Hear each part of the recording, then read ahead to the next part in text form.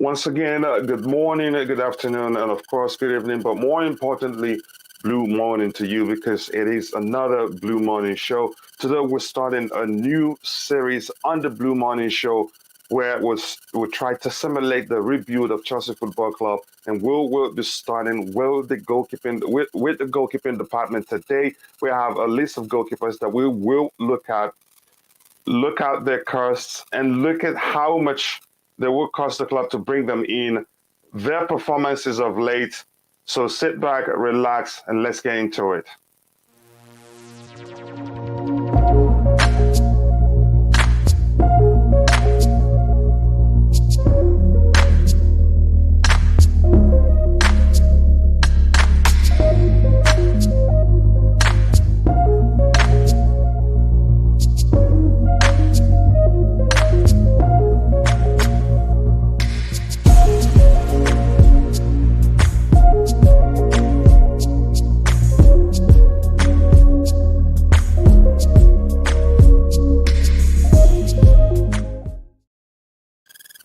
Yes, we will once again welcome back to the Blue Morning Show, but this time for the rebuild series, where we will be simulating the rebuild of Chelsea Football Club, given how much budget to the 200 million, of course, and also today we're starting with the goalkeeping department. We have a list of goalkeepers that we will analyze, look at the transfer market value, how well they've done, how good they are with attributes that we think Thomas Tuchel will be looking at. So don't go anywhere. And already I have on the panel Nick Blue and also my brother Ty Tuck CFC. How are you guys doing today?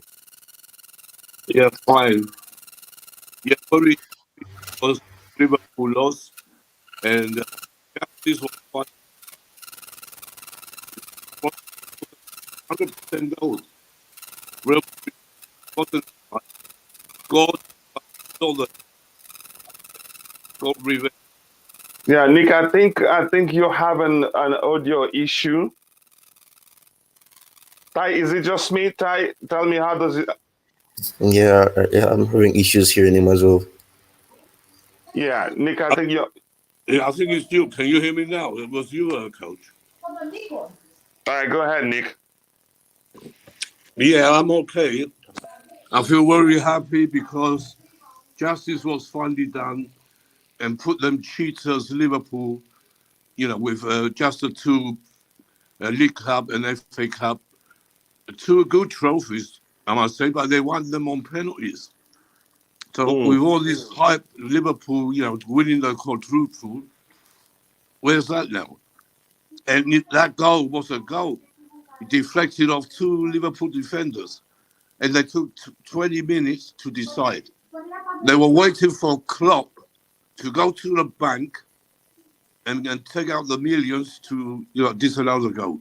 That's Yeah, what they were doing. I think No, I get your point. You're happy Liverpool lost. We're not here to talk about Liverpool. We have quite a lot to talk yeah, about. And again, yeah, we have to talk about the scum of Liverpool shouldn't be allowed in the Premier League anymore. They should be thrown out in the dustbin. That's what I yeah, say. Ty, how are you doing, please? Have we lost Yeah, it, well, Ty? Okay, go um, ahead. just just trying to see what happens today. See what, or if anything will happen, or see what the discussion will be. What I can see that the discussion will be interesting. So I just want to see Yeah, how it goes in it general. will be. Yeah, it will be quite an interesting discussion, given that we're starting a new series, like I've explained during the introduction, where we'll try to simulate the rebuild of Chelsea Football Club. If we decide, okay, this is the goalkeeper we'll go with, we'll say, okay, this is how much we're going to spend and how much do we have left, given that we have 200 million transfer budget. So I think it will be, let's just get into it because we've talked too much during the introduction so people don't get bored with us. Now, let me go here straight up and get on with it by looking at what we have in the chat already. This is True Blue saying, as Phantom says, first to like. That is brilliant, and that's actually what a Phantom does whenever he's in the chat here. And here we have Well, La Liga and Champions League winners losing Varane and Ramos, buying nobody. Well done, Carlo. Carlo is a brilliant manager overall. I think I don't want to start going into the game because we're here to talk about our own club. Again, I want to say I didn't like it that he got fired as the when we lost him. He could have helped us dominate the league for a while. But that's by the way. That's another topic for another day. Here we have. It's like catching more ads on the way from Hazard. Oh yeah. I get what you mean. I think Marina does a job. She's brilliant. What a deal that is for us. He didn't kick a ball on the pitch, and yet we're gonna get some millions out of him winning the Champions League. So what a business that is. Liam says blue morning to you, Liam. How are you doing? Always nice to see you around. Blue Morning Coach and Panel. Again, I've said hello to you. And that's Nick is already on the panel. Again, he says at last a justice was done at the Liverpool scum. I don't know why you're calling them scum, but that's by the way, we're here to talk about a different thing. And we got 20 million for it, Nick. Yeah, exactly. For Real Madrid winning. But I actually thought Liverpool would win the game, given that I think they have a better team, if you ask me. Madrid haven't played well of late, and if you could argue that they've been lucky to get to where they were, but then again, they win finals. They don't play finals like they're boasting of right now. Good morning, blue morning to you, Tobago. How you doing, brother? Yep, Hala Madrid. Congratulations to them. Two former Chelsea players did the job for us. Thibaut Courtois, and of course, Eden Hazard, who didn't kick a ball. Hit the like button, people, and subscribe to the channel if you haven't. Please do so. And please send it to Twitter. Okay, I will do so in a bit. Forham, the Forham man is here. Good morning, blue morning to you, Leah. And tell me if I'm pronouncing your name correctly. Nice to see you. Hit the like button here. It says Matthew Lee Benjamin. Nice to see you again, brother. DM the link if you don't mind. Tobago. Okay, I'll do so in a bit. And here to join a panel, I need to reach out. Yep, via Twitter, like DM the host. Yep. And then so we'll be sure here. We've had quite a lot of issues. We don't want to risk that. Again, a blue Madrid morning to you all. The same to you, my brother. Nice to see you again. I think I'm all caught up with everybody here. Nick, my friend. Yep, Nick is everybody's friend, except when he's pissed. He will cost the life out of you if you get him right. Good morning, a blue morning to you too, Just Viola. How are you doing? I hope you're better today. Always good to see you, the queen of the channel. You know how much we love you here. And my brother CFC Fahim, nice to see you. I hope you're doing well. If you haven't, please go check out the CFC Fahim's YouTube channel. And he says Madrid saved of football. Lots of questions, actually, but we're not here to talk about them. Why the Liverpool fans weren't able to get into the stadium quickly, it's another issue on its own. Again, I think I am all caught up. I don't see anything new. It looks like the chat will be on fire today. Mo says, thanks to Marina, we get 15 to 30 million for Eden Hazard winning UCL in his contract. Wow, what a business. And yet people who say Marina out. My brother, I don't DM you for Twitter. Okay, I'll send it to you in a bit. Now, Mr. Babatinde be the name where message you. Okay, I agree to you, my brother. So I'm going to come back to the panel immediately. And Ty, Nick, I'm going to start with you. You agree. Let me know if you agree. If there's the need for us to start looking for a goalkeeper, you tell us why. Yeah, if Kepa, it looks like Kepa's going to go. I would have loved Kepa to stay and prove his point, but it looks like he can't wait. He wants to play for Spain in the World Cup, and I don't blame him at all. You know, Tuchel made a big mistake with Kepa, honestly. We do need a backup. We need not a backup. We don't need backups anymore, like you said. We need someone to challenge Mendy and make Mendy. Look at Courtois last night. He's as tall as Mendy. I hope Mendy was watching that and see how Courtois was passing the ball, making attacks. You know, not only saving their skin, he done everything. The guy As much as we didn't like what he did to Chelsea, the guy's, he wins the Golden Glove for me easy. Brilliant performance. And I hope Mendy, looks at that and takes it aboard. Yeah, we do need another goalkeeper. So let's see. There's a lot of good goalkeepers out there, and it could even be turning to the number one if Mendy doesn't improve. If he keeps doing Hmm. this, we need another goalkeeper. Yeah, for sure. I like. Why don't we go for Nick Pope? He's Okay, relegated with then we'll Burnley. add him to the list. We'll add him. We'll talk Yeah, about him Nick then, Pope. if you want us. He's a good goalkeeper, and he can become. He's still young. Don't forget, goalkeepers don't mature to over 30. Nick Pope is a great goalkeeper. I think I really like him. And now Burnley's down in the Championship. We can get a good price for him. Mm. Ty, your thoughts on the shout from Nick Blue for us to go for Nick Pope? Is it maybe because it's his namesake? But I want to get your thought though. I'm just kidding, you know. Okay, so I'm gonna take a big guess here that this is in terms of a second goalkeeper. Yeah, just to have another good goalkeeper. And remember, we Yeah. talked about this. I think we talked about it a little bit, not specifically. And that was the day that True Blue, who's always, adds a brilliant input to whatever we're talking about, reminded us that in 2023, Mendy will be traveling to AFCON. And given that a comparison like a will most likely, whether you like it or not, because the truth is, his one of the reasons why I think he's going to leave is because of the way Tuchel has, you know, how he's treated the goalkeepers in terms of selection. He's made one feel like a god. He's made the other one feel like it's nonsense. It doesn't trust him. We can all say that. Uh, so most likely we'll lose Mendy in 2023 for AFCON.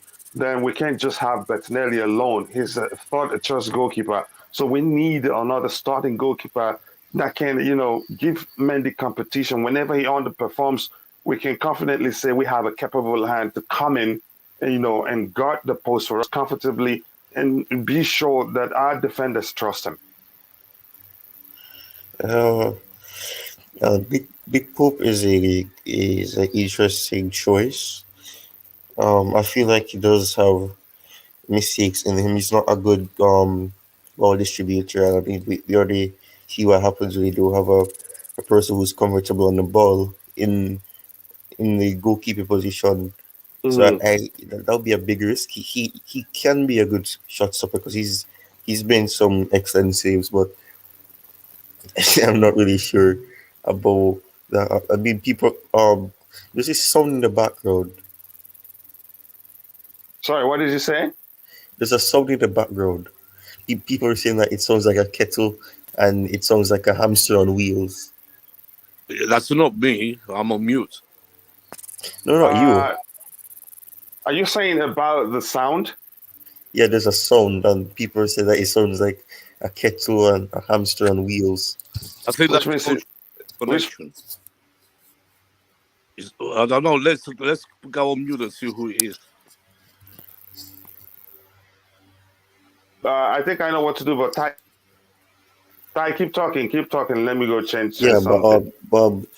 I was saying Nick Pope is a good shout, but I'm not really confident in terms of his ball distribution because he's had his issues with having the ball at his feet and he's passing it straight to Hmm. the opponent. So it would be a big risk to do that. But I mean, he's a good one. He's a good shot stopper, but it would just be kind of like a Mendy situation where you have to be concerned on if he's going to be able to distribute the ball effectively and it doesn't go straight to the opponent and we're left susceptible to conceding. So I'm not really sure about that. But I mean, I saw like we have Kasper Schmeichel and Keylor and Navas and not really. I'm not. I think it's Neto. Yeah, Another one. Pedro Neto, Norberto Neto from Barcelona. Yeah, so those are some interesting ones because I see Schmeichel as an excellent one. He's an excellent Danish goalkeeper. I mean he's trying to emulate his father's legacy in a sense, trying to probably go up to that level. But I mean, he could be interesting to be looking at because he has a good shot stop. All four of the ones that have been mentioned so far do Okay, have some. we will take them one by one. Each of the goalkeepers you're referencing, just talk about them briefly. Are you still hearing the sound? Because it looks like maybe the problem might have been because my microphone or dock is still plugged in, but let's see if maybe I hope it had stopped. So what I was saying to you, Ty, let's talk about them, reference them briefly because we'll break them down, we'll take them one by one and talk about this. So go ahead. Okay, so Nick Pope or was it Navas? Can I just 1 second, Ty? Nick Pope is a lot better than Schmeichel. Nick Pope can save better than Schmeichel. He's taller and he's younger. Okay, we'll come to him in a bit. So Ty, go ahead. Once a round of, we'll bring in Tobago and also just Tobago at this point. Go ahead, Ty. So I was asking if it's Navas or Pope. Yeah, and if you're watching, before we continue, please can you let me know if the noise has stopped? I'm not sure where Yeah, that the is noise coming is stopped. from. They said it's It clear now. stopped? Okay, Ty, which means it was because my microphone is plugged in. Navas Okay. is another Spanish goalkeeper like Kepa. I don't see Kepa. I see Kepa better than Navas. You know, I don't know why you're thinking of Navas. I want Nick Pope. Yeah, you want who you want, but we're going to talk about all of them. That's the point, Nick. Then we will come to a choice. Go ahead, Tobago. Welcome to the panel. How are you doing today, brother? I'm good, thanks. How are you guys? Brilliant. I can't complain. So let us know whether you agree with us that we need to sign a goalkeeper, or you're one of those saying we should bring back the kid on loan. You know, have him in the team. Then when Eduardo Mendy leaves for AFCON around January, February 2023, he comes in and guards the stick between us, comfortably, and we can trust him to do so. But that's your choice. Let us know if you think we need to sign a goalkeeper. Actually, AFCON will be moved to June, July now. So I'm not worried about it. Yes. Okay, even at that, Mendy will still go. Yeah, we'll still go, and then we'll be a sort of a preseason or a tournament. But anyway, I don't want Kepa to leave. But if he leaves, I'll need I don't want a better keeper than Mendy, because won't be useful for us. As we said, Thomas Tuchel favor Mendy than Kepa. So what if the other goalkeeper comes in and then is having the same issue? So in terms of goalkeeper, we need to buy a goalkeeper that have a Premier League experience, and then he will agree on being number 2 to Mendy. That's it, not to challenge him, because I don't see Tuchel dropping Mendy. No, here's where you say I don't like. Again, That Let's say sounds weird something to here. say. Yeah, I don't like we're not getting a goalkeeper that we agree to be at the number 2, which means that goalkeeper isn't good enough in the first place.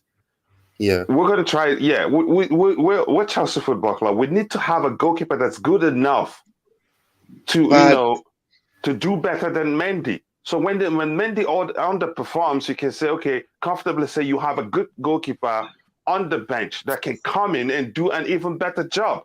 Because as it is right now, how Tuchel has treated both goalkeepers. I'm not saying Kepa Balaga should be starting, but there was a time Mendy made a series of errors, in consecutive games. He didn't drop to the bench. And it seems you could argue, some would say he's played less games. Under Thomas Tuchel, where Kepa Balaga has actually done better than Mendy.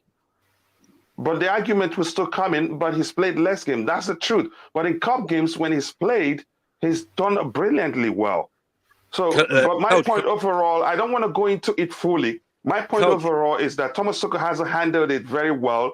But now Mendy doesn't have competition. He needs Can I come competition. in? Yeah, in a Yes, beat, he in a does. beat. He needs competition. It would be good for his own self. Go ahead, Nick.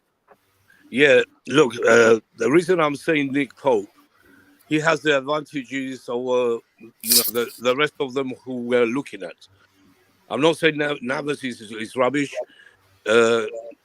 He's good, but if we're going to sell Kepa, you have to get someone a little bit better. Nick Pope has the experience in the Premiership. He had more shots against him than any other goalkeeper in the Premiership because he plays for Burnley, and he's done well. For me, he's up and coming. One day he will be the best, like Courtois is now. Courtois is the best in the world right now. I see Nick Pope. It's not because his name's Nick. He's a part of the reason. Yes, Nick Blue, Nick Pope. It rhymes, yeah. But I would love him much. Okay, we've added him to the list, and we'll talk about him in detail when we get Yeah. to his turn. Yeah. You were saying something, Nick. You want to say something before the Tobago continues? Yeah. And if you're in the chat and you've asked for the link, I've sent it to you. You were saying something. Ty, do you want to add something? Yes, actually, I wanted to. Tobacco was saying, 1 second. Sorry, Ty. Yeah. Tobacco was saying, I forgot which goalkeeper he mentioned. Did he mentioned not Nick Pope, I think. He mentioned that we need an experienced goalkeeper, yes. But which one, Tobacco? Which is your favorite? I don't have a favorite now because, like as we said, Mendy this season had a lot of bad games, but we didn't change him. So my issue is that if you buy a better goalkeeper like Mendy, and then Mendy is still doing the same thing, and then keeper's unhappy, what will you do? Yeah. That's my issue now. Can you ask the question again? Yeah. I know what he's saying, but coach. He's saying if we buy another. Yeah, what did he say? I didn't hear what he said. What was the question? Wait a minute, Ty. Nick, can you hold on? I think we're disorganized here. We're disorganized. Yes. I have to be honest. What did you say again? What did you say? Yes, coach. Tobago. Yes. Yes, coach. My issue here is like, remember this season Mendy had bad games, right? Mm-hmm. And then Thomas Tuchel didn't play Kepa. He's always favored Mendy. So going forward, if you sell Kepa, which goalkeeper will we bring to challenge Mendy? Also, my question is this: like, if Mendy is keep on doing the mistakes, and then we have a better goalkeeper than him, will that keeper get a chance? Why not? Why not? If they're better than him, why would they not play? Why Kepa's not getting a game time? Because he that's doesn't down to trust Tuchel. him. That's Tuchel's choice Let's because he doesn't talk one by trust one. him. We're talking over each other. Here's the thing. If we bring in a goalkeeper and it turns out that goalkeeper is better than Mendy in every aspect, or in some aspect actually that Tuchel prefers, that goalkeeper may well become the first choice goalkeeper.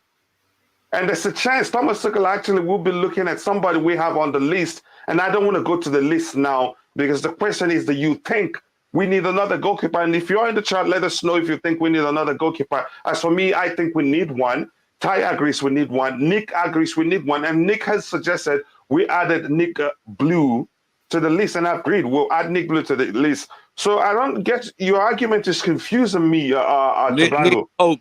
Nick Pope. Yeah, I agree. So we've added it to him. So what you were going to say something to Tobago? Nick, go ahead if you wanted to say something to Tobago. Sorry. Yeah, I understand No what Tobago. I understand he thinks it might be damage for Mendy if we go and get another good goalkeeper, but no, it won't be. It will do him good, and he will have to show and fight. Not like last season when he could, he wasn't used to. We didn't use Kepa at all. Even when Mendy was making massive mistakes, it wasn't one game, 2 games. It was at least 6, 7 games. Three at least. Yeah, exactly. A lot of games in a row. Go ahead. Trying to dribble with the ball instead of just kicking it out like Courtois does, like any top goalkeeper would do. Kick it out like Rudiger used to. No, he wants to dribble and become a centre forward and try. That's not good. We need someone who come in to make him fight for his place. And I don't have. And if someone does come in and is better, keep him and let Mendy be number 2 for a while. You have to That's why fight for we're Chelsea. Like when we had, remember we had Kuducini. Remember we had Kuducini and Czech. Peter Czech. And Yeah, one more goalkeeper, one more popular goalkeeper too. Remember Kuducini under Ranieri. He was the best, one of the best in the world.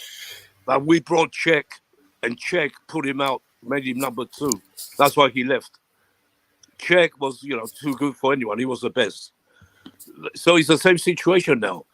Bring in a top goalkeeper because Mendy is not up for it, I'm afraid. Too many mistakes, far too many, and he can't. He's a good shot stopper, yes, but crosses, he's not brilliant, and playing from the back, he can't do that. So Tuchel's system doesn't suit Mendy, I'm afraid. You wanted to say something, Ty? Yeah, it was about what Tobayo was saying about our goalkeeper coming in and being better than Mendy, and basically him need a backup. And I mean, you've already said this. True, I know True Blue has also agreed with this, that you cannot. We're looking at players as backups. You need to be looking at them as competitors. You can't be saying that you want backup. You need to be, you need to because you can have a backup and they're not good. So you need to have somebody that if Mendy is constantly making mistakes, when they're brought into the team and when they should be brought into the team, they can actually perform better than what you're not seeing from Mendy at that specific time. So it's not about if we bring somebody in good, what would happen to him? Because that shouldn't be the case. It should be what is best for the club, what is going to happen. Yes, it would be unfortunate for Mendy, but I mean, at the end of the day, we're trying to win things, and you can't be winning things if you can't trust your goalkeeper to do certain things. So it's about finding the best option for the club and trying to find what's best for the club. Here's what I want to go. Yeah, go ahead. Yeah, here's what I want to say really to that in terms of being unfair to Mendy. I think. Okay, I've seen that. I think it will be unfair to even start thinking how unfair it will be to anybody for us to bring in another goalkeeper. For us to be ready. For instance, for when Mendy leaves for AFCON, then we have a capable hand that will come in, and take his place and gut the sticks properly, because the goalkeeping department, as much as people don't like to talk about it that much, it is one of the most important departments to take care of, because if the goalkeeper isn't doing well, I think the goalkeeper's low performance will affect the back line, whether you like it or not. So it's important that it's an area that you must take care of. I don't know how else to phrase it. So the saying that it will be unfair to Mendy, again, to me, is sentiment. He needs competition. Yeah, he's done well. He's not the worst goalkeeper in the world. If we had a goalkeeper that Thomas Tuchel trusts as much as he trusts Mendy, that period when he had some bad performances, he'd have dropped to the bench. But Tuchel couldn't do that because for some reason he doesn't trust Kepa Arrizabalaga. I'm going to try and catch up with the comments and inputs we have in the chat, and I'll come back to the panel as quick as possible, because if I leave it any longer, I will be far, far behind. And already we have 24 likes, and that's brilliant. And please, if you haven't, take a second to please like the video, because the more you like the video, the more the YouTube algorithm will be triggered, and the stream will be pushed to more people who'd be interested in this particular topic. So please like the video and also subscribe to the channel if you haven't. And don't forget to click on the bell notification button so you get notifications whenever we go online. David Araya from Brentford, again, that's a good shout. And if anybody on the panel thinks we should talk about him, let me know in a beat. Blue morning to you, Hambodi Olugbenga. How are you doing, brother? Nice to see you. It's been a while. Ethan Wadi, under 23 goalkeeper right? I get a push up into the first team squad.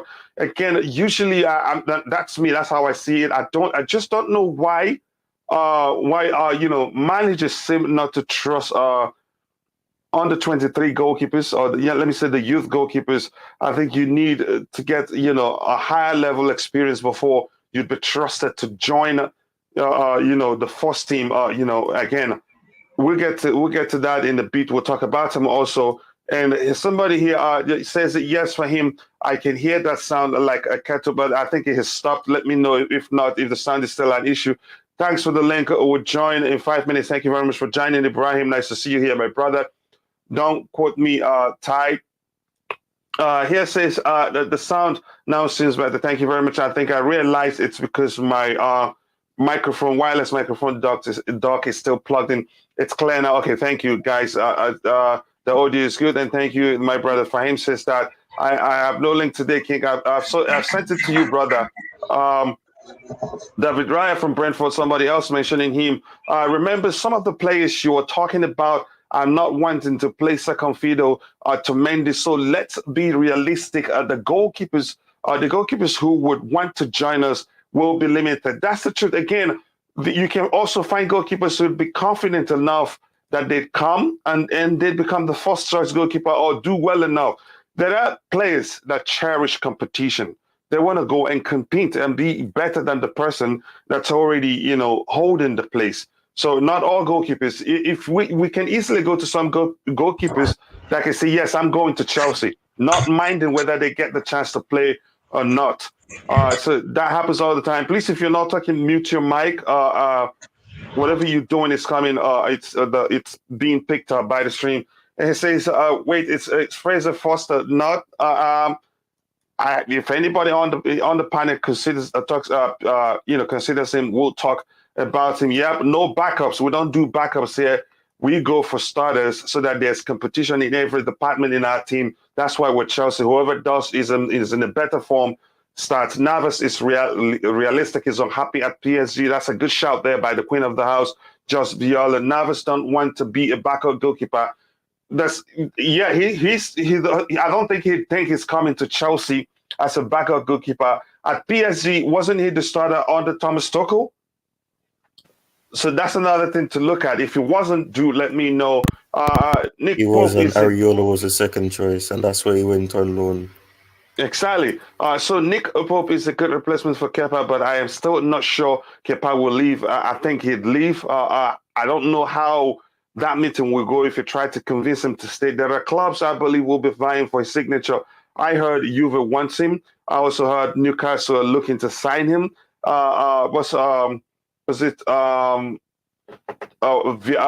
Sarri's a new club. I'm hearing that they want him too. So there will be shortage of buyers. Again, he might well go back to Spain.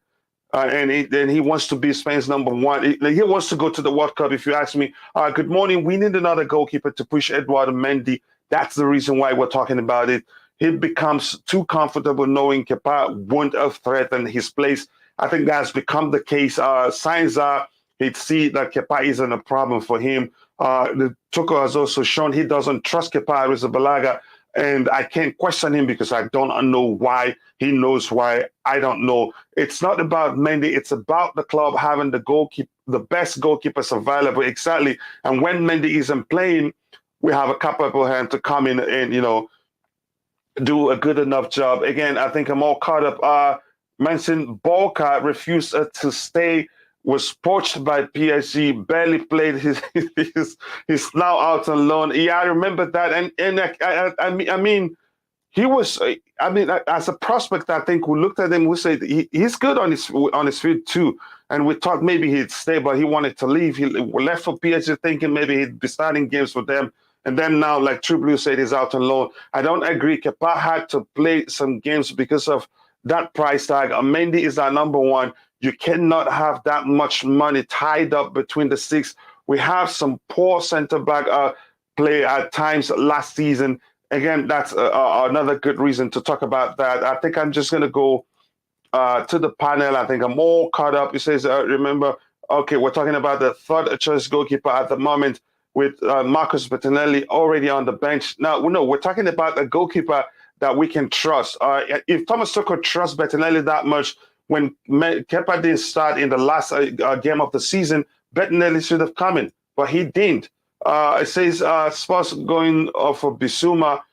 Again, I think that's another one we shouldn't let them snatch up because that's or snap up if you prefer because he's a fine player and I think would do a good enough job as a DM even though he's shown that he's a box to box midfielder. Baxter had an amazing season at Hull City. We needed to give him a chance. Yes, he might not be a Premier League tested, but these guys need to be given their chances. Might save us a lot of funds. Again, that's sentiment to me. If you say because we need proven hands. That's why with Chelsea, we don't want a situation where if Mendy leaves for AFCON, then we're not sure who comes in between the six. So I'm just going to go back to the panel quickly. I'll start with you, Ibrahim, because you joined before Bobby joined. Ibrahim, how are you doing today?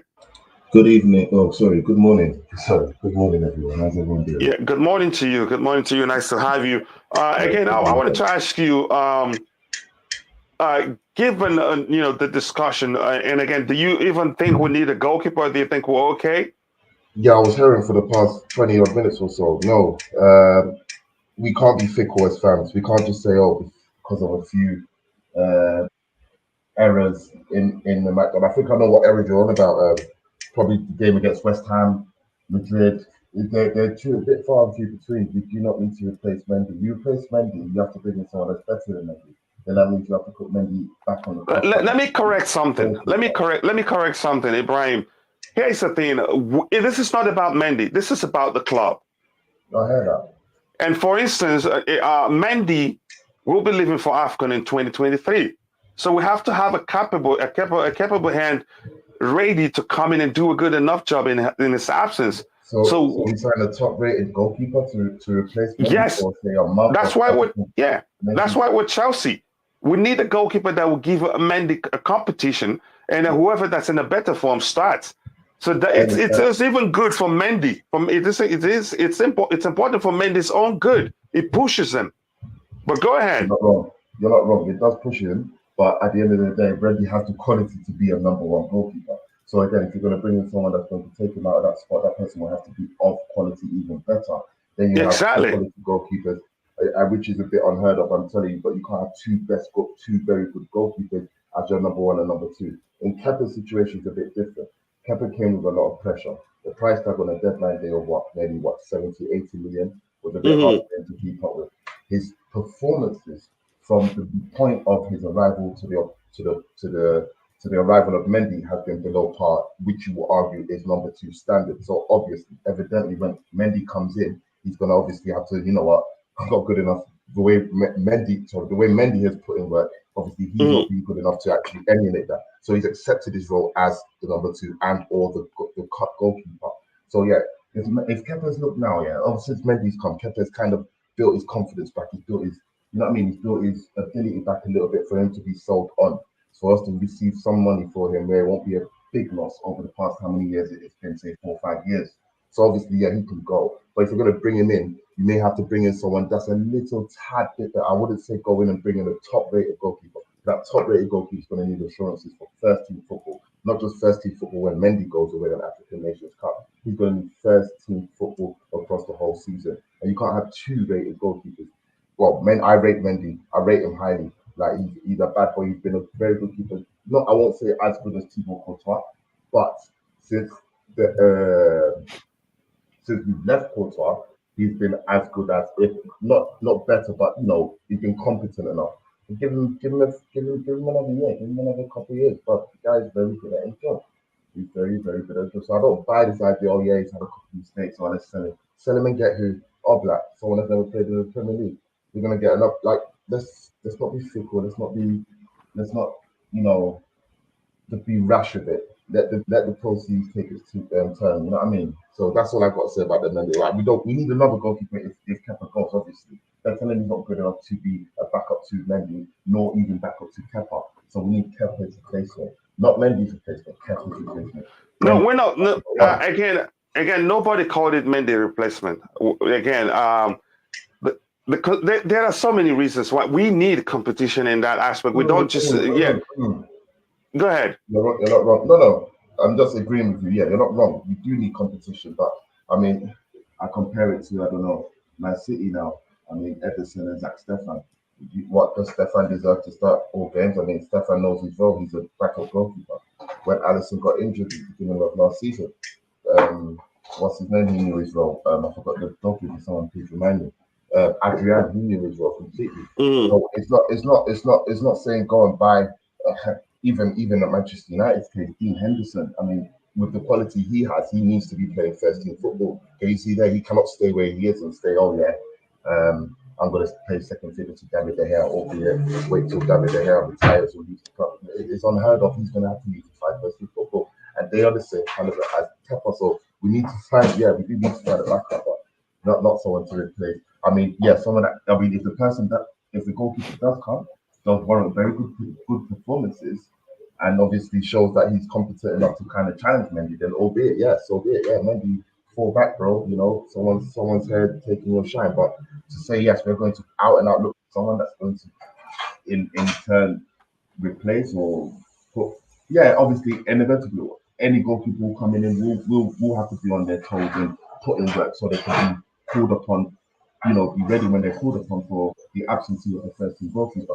But I don't think it's very helpful, nor have I ever seen where two goalkeepers are challenging for the course of the season to be number one, where the manager says, okay, you've had a good couple of games, and we're going to put you in. And, I just think it messes up the balances of the, goalkeeper conversation to be suspended, goalkeeper team. Yeah. I just don't, I like Mendy, what he's done, obviously, when he come in and won Champions League football. It's not everyone does that, so I give him my props still to hold it there. And it's not every day you have African goalkeepers representing the team, so that's one thing I don't want to see go. Yeah, you could call it sentiment, but Edouard Mendy has warranted his spot as the number one goalkeeper for us. Yeah. Again, before I go to Bobby, I just want to confirm this is not an argument about whether Mendy is number one or not. I think my argument, the reason for this show is actually, this is a rebuild, a series, and we're gonna be, try at when we get to every department, we're gonna try to say, okay, this person is capable of being part of playing for Chelsea Football Club. But the reason for the goalkeeping department being inclusive is it being included in the series is the fact that there's a chance that Paris Balaga leaves. That's a huge chance, actually. If you ask me, the handwriting is on the wall, bold on the wall, saying, I don't trust you. And I don't think it take that. Yeah, some would argue he's accepted to be the number two goalkeeper, but I don't think that's the case. So Bobby, I'm going to come to you. Let us know about your think about the goalkeeping situation. But I know you come back to the argument because you've argued that before. The Keparis Balaga has accepted to be the second choice goalkeeper. But the question is, what if he leaves? We need a good hand to be available, to compete with Mendy, to let Mendy know. He shouldn't take it for granted that if he underperforms, there's somebody else who's capable of coming in and doing a good enough job too. Yeah, thanks, Coach. This is one area we kind of have a little bit of a disagreement. Before I go on to that, I was looking for your link. I don't know. I think maybe past experiences got to me. I think one of the best things about your platform is your consistency. And you don't bring other issues that have nothing to do with it into the platform. So keep going with that. That's why I turn up here every time I can. Thank you. I appreciate that. More thanks to you for always finding time to join us. Yeah, when I can. Gosh, it's my pleasure. Absolutely. Mm-hmm. But listen, look, first of all, I'm not even sure Kepa's going to leave. I can explain that if I need How am I sure you were going to say that? But go ahead, brother. I'm not sure he's going to leave. Why? Because of his wages, because of what you've said about the AFCON situation coming up next year. And also, we've got to be very mindful here. The goalkeeping position is a very unique position. I've seen some of the so-called world's greatest goalkeepers with a history of unbelievable blunders.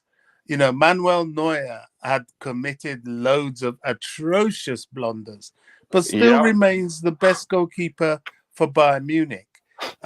Thibaut Courtois, I don't know why everybody's calling him the best goalkeeper in the world right now, because to me, each time I think of Thibaut Courtois, I remember Courtois being the only goalkeeper ever to be in goal for Chelsea to be beaten from the halfway line by Charlie Adams when he played for Stoke. So, and that is one of his many blunders. Look, goalkeepers have their ups and downs. It's because it's such an unforgiving position that it exposes them. Mendy had some bad form in comparison to his very, very high standards. If Mendy has a weakness, I think it's in the way he plays the ball out from the back. And he's been punished for that a couple of times. And I believe he will learn from that. The goalkeeping situation is not one that you chop and change too often. Sometimes you have to go through those bad moments with your number one and see it through. Sometimes it lasts a while, sometimes it doesn't. As I said, I go back to Manuel Neuer. He went through a whole season of being below par, but it didn't stop him playing for Bayern Munich, and it didn't stop him being the number one for Germany. So you've got to be careful here. Now, if I believe in the unlikely that Kepa leaves, which is very possible, especially if we get good money for him, Nick Pope, as Nick Blue has said, is a perfect replacement. The only concern I have with someone like Nick Pope is that the likes of Tuchel and modern football require that your goalkeeper should be able to play out from the back. Mendy's not bad at with his feet for a big No, man, no, he's not. He's but not. He's good. He's good with his feet. I actually, I I have I to just say that. think I just think his decision making sometimes with all the sort of back pass to his defenders and that is quite suspect, because sometimes as a keeper you've just got to belt it upfield, especially when you're under a lot of pressure from a high press. So and of course, if you have a striker like Lukaku, he might benefit from that. So of course, we've got to be careful. We can't just think of, yes, he needs competition. That's true, but I think the reason why Tuchel persists with him, it's not that he doesn't have competition, it's that he's number one. And the goalkeeping situation, as I've said, you don't chop and change. Sometimes you have to go through the storm with your number one in order to get back to the calm and the stability. Because even in his bad moments, he's still very good. Even, in the games where he's made some mistakes, you'll find he's also made some fantastic saves. And Mhm. this is the thing with them. So should we get a replacement if Kepa leaves? Of course. Should he be a good goalkeeper? Of course. I think Nick Pope is an excellent keeper. As I've said, I'm not sure about how he is with the ball on his feet, but his height, his ability, he's brilliant. But if he comes to Chelsea, he will push Mendy. Will he overtake Mendy? Well, he is one person that could threaten to do that. Why? Because he's not got the physical deficiency that Kepa has. So if he proves himself, and Mhm. if Mendy's form doesn't improve, then you could well easily see a situation where Nick Pope takes over from Mendy. But for Kepa, why Tuchel is hesitant is that there's some part of Kepa that can't be changed. You can't do anything about his height. You can't do anything about his reach, and that has been his weakness. That has been what Premier League teams have seen. That's why you get people scoring goals against him. Distance, top bins, he's got no chance. So yeah, that's just how it is. But as it stands, we don't have that much of a problem in that area. I don't look at it as a big Yeah, deal. we're looking. That's which is being, you could say, being proactive. And the truth is, you and I know if Kepa Arrizabalaga leave, we definitely need a replacement. And this is not about a Mendy. I think of people, maybe because you heard some other person on the panel speak and reference Mendy, that is reference the term replacing Mendy. That's not what we're doing here. We're trying to find a capable hand that, if, for instance, when Mendy leaves for AFCON in 2023, we have a capable hand that Tuchel can trust.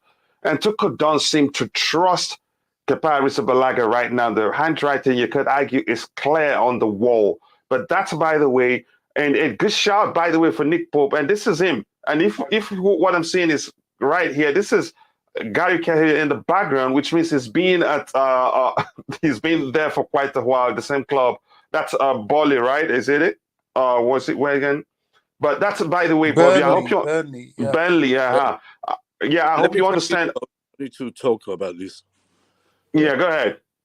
Yeah, Bobby, you're absolutely right. That's why, look, I think Nick Pope will be a great addition.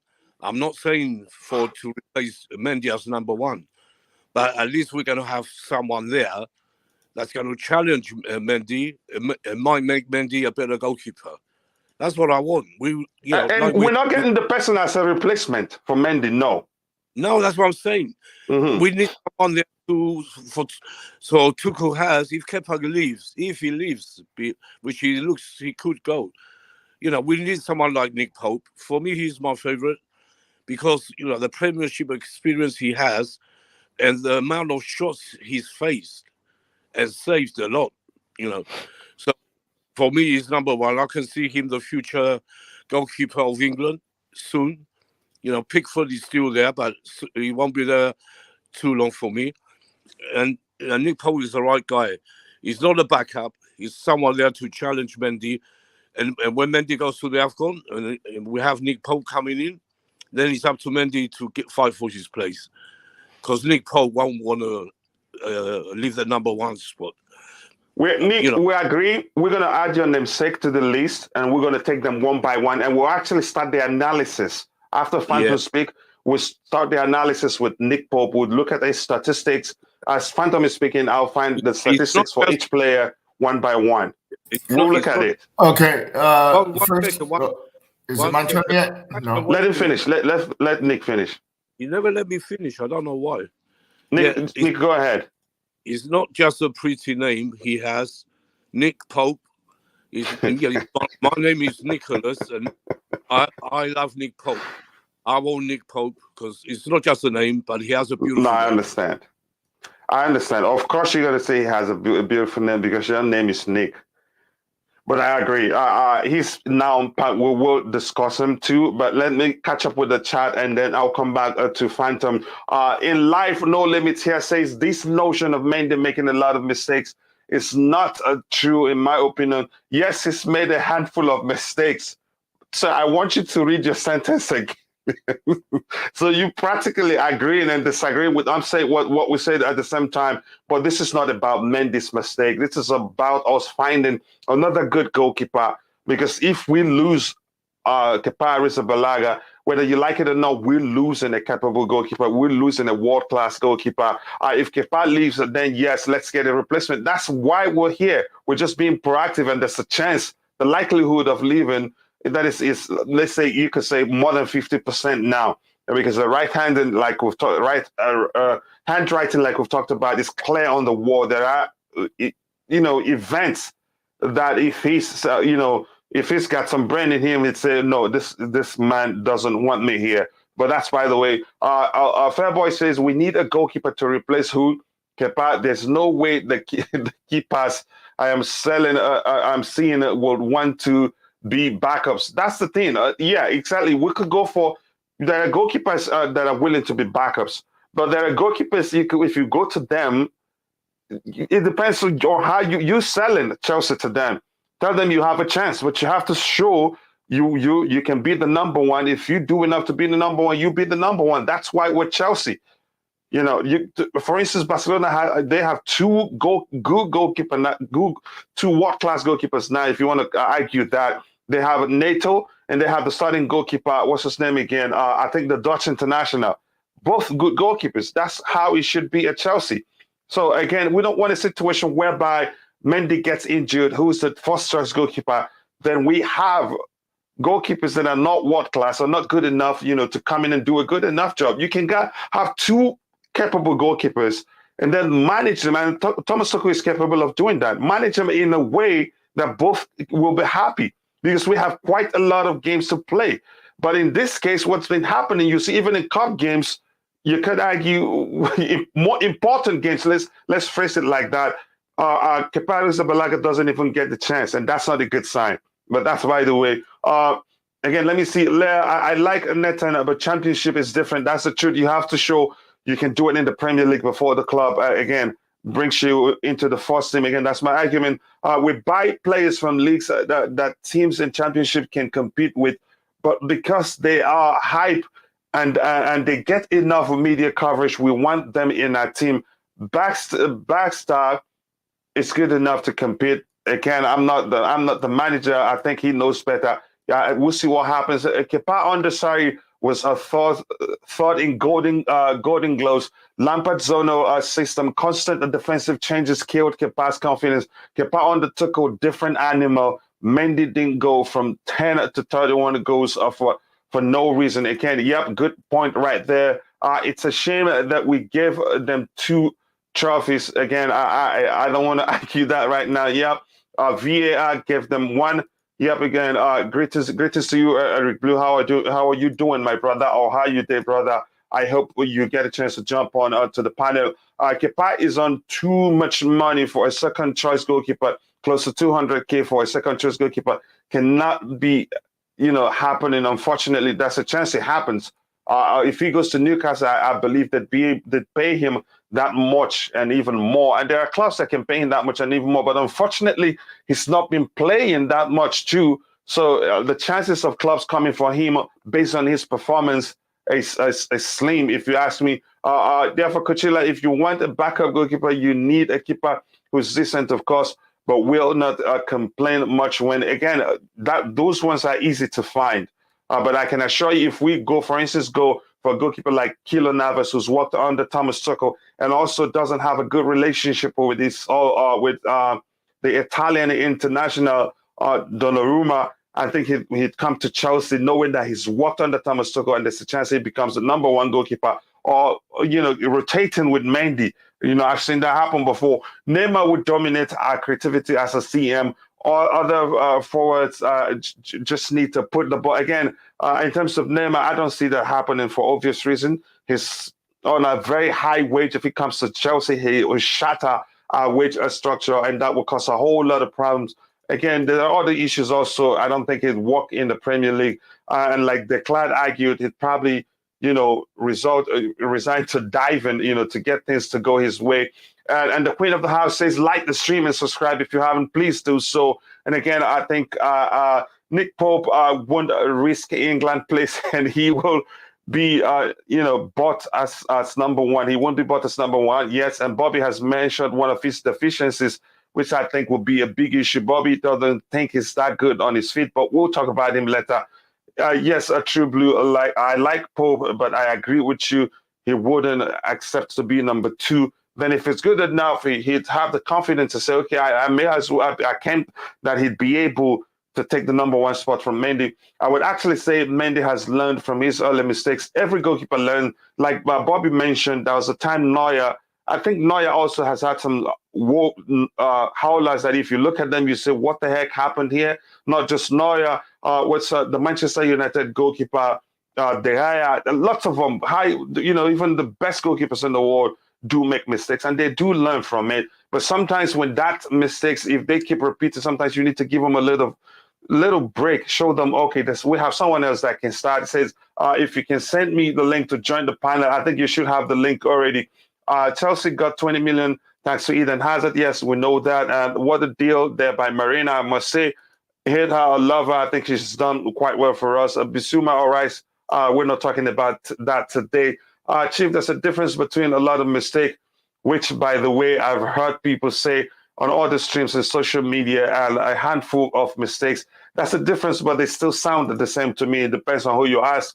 Again, that's it. I'll come back to the panel. Phantom, let me know your thoughts on this particular topic. If I'm Nick Pope, I ain't coming to Chelsea because for sure he's going to be number 2. And I think that Tuchel made a big mistake in the last 2 games. Either Kepa or Bettinelli should have played those 2 games that were completely meaningless because we were already guaranteed top 4. And to keep playing Mendy like that is either an insult to Kepa or it's an insult to Bettinelli, or both. Because I think that Kepa should have had 1 game and Bettinelli should have had 1 game, or maybe Kepa does the top half and then Bettinelli has the bottom half. There was no need to put Mendy in those 2 completely meaningless games.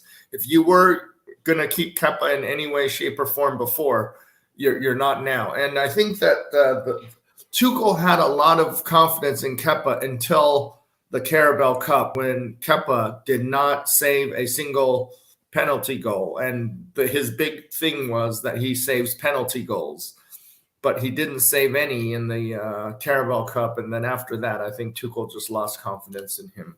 Maybe he even blamed him for that. He was the 11th player to kick the penalty against Liverpool, and he lost, right?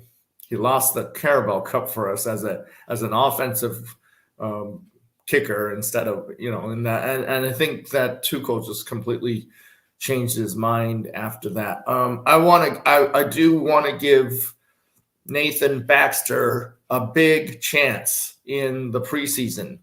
We already know that Mendy can do it.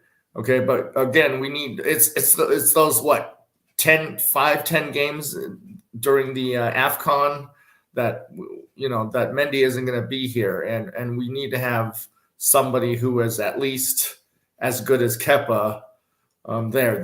This year, we were fortunate to have Kepa there, but next year, who knows what's going to happen? And did Bettinelli even play 1 game this season?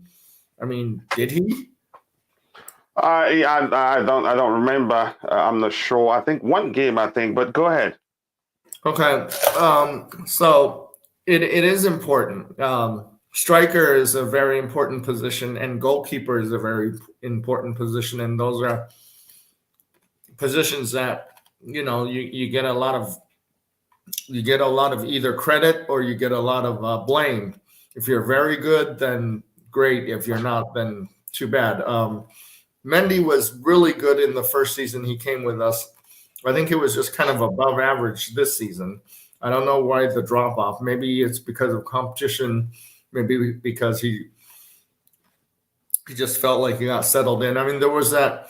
Remember, we lost that goal to was it Liverpool, that he just did a careless thing right after the second half started. I don't know what it was, but there's a few of them. Let me just phrase it that number of them. Let me just phrase it that way to be safe. But I think I'll let you continue. You made a very great point. Again, you say the last 2 games are 1 million less. I'd argue otherwise also.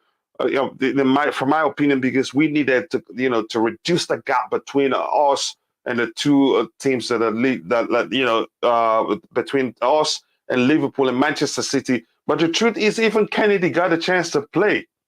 So why didn't he give Mendy a chance? Kaparius Oblak a chance? But that's, by the way, go ahead, finish your points. I want to bring in Bobby to see if he has any responses to what we've talked about so far before we move into talking about the options we're looking at. Yeah, no, I just want to finish again by saying I want to give Bettinelli a chance, because we have no idea what Bettinelli is, because he didn't even have a chance this season at all. I mean, there were so many of those, throwaway games that we could have put him in there. And I don't mean the Premier League games. I mean, against who do we play? Morecambe or somebody, some of those low-level FA Cup games.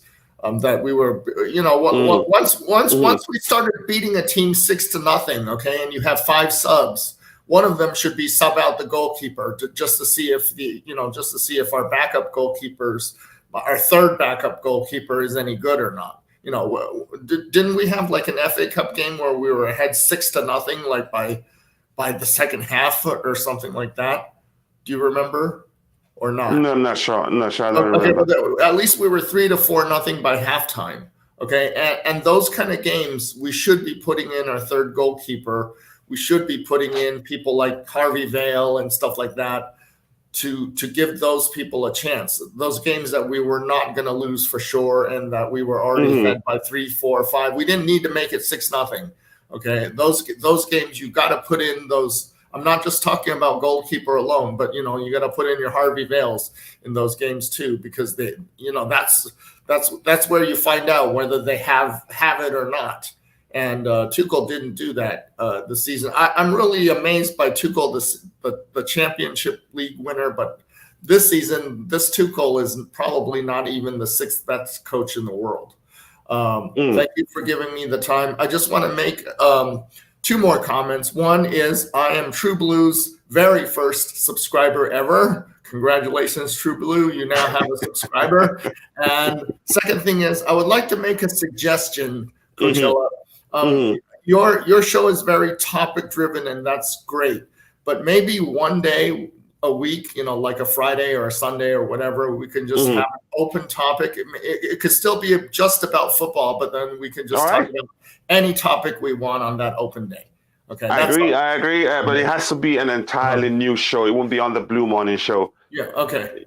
Yes, but I agree. I think we'll talk about it more, and I hope to see you in the Chelsea game in Las Vegas. Okay. That's Okay. So also, I'm gonna say this thing. I'm gonna wear the Chelsea shirt from now on your show, except for the Fulham preview show. The Fulham preview show, you will let me wear that Fulham shirt on whatever shirt you have. You have every right to wear whatever shirt you want to wear. Thank you very much, brother. I appreciate you finding time to join us here. Again, I'm going to catch up to the chat, and I'm going to come to Bobby to start give any response from anything he's heard from what he's heard people on the panel. So, but before that, let me catch up. And Declared here says, what one game for Kepa is going to change? I agree with that. Again, even before that last game, if you ask me, again, that's me. I haven't spoken with Kepa Balaga. I don't even know him.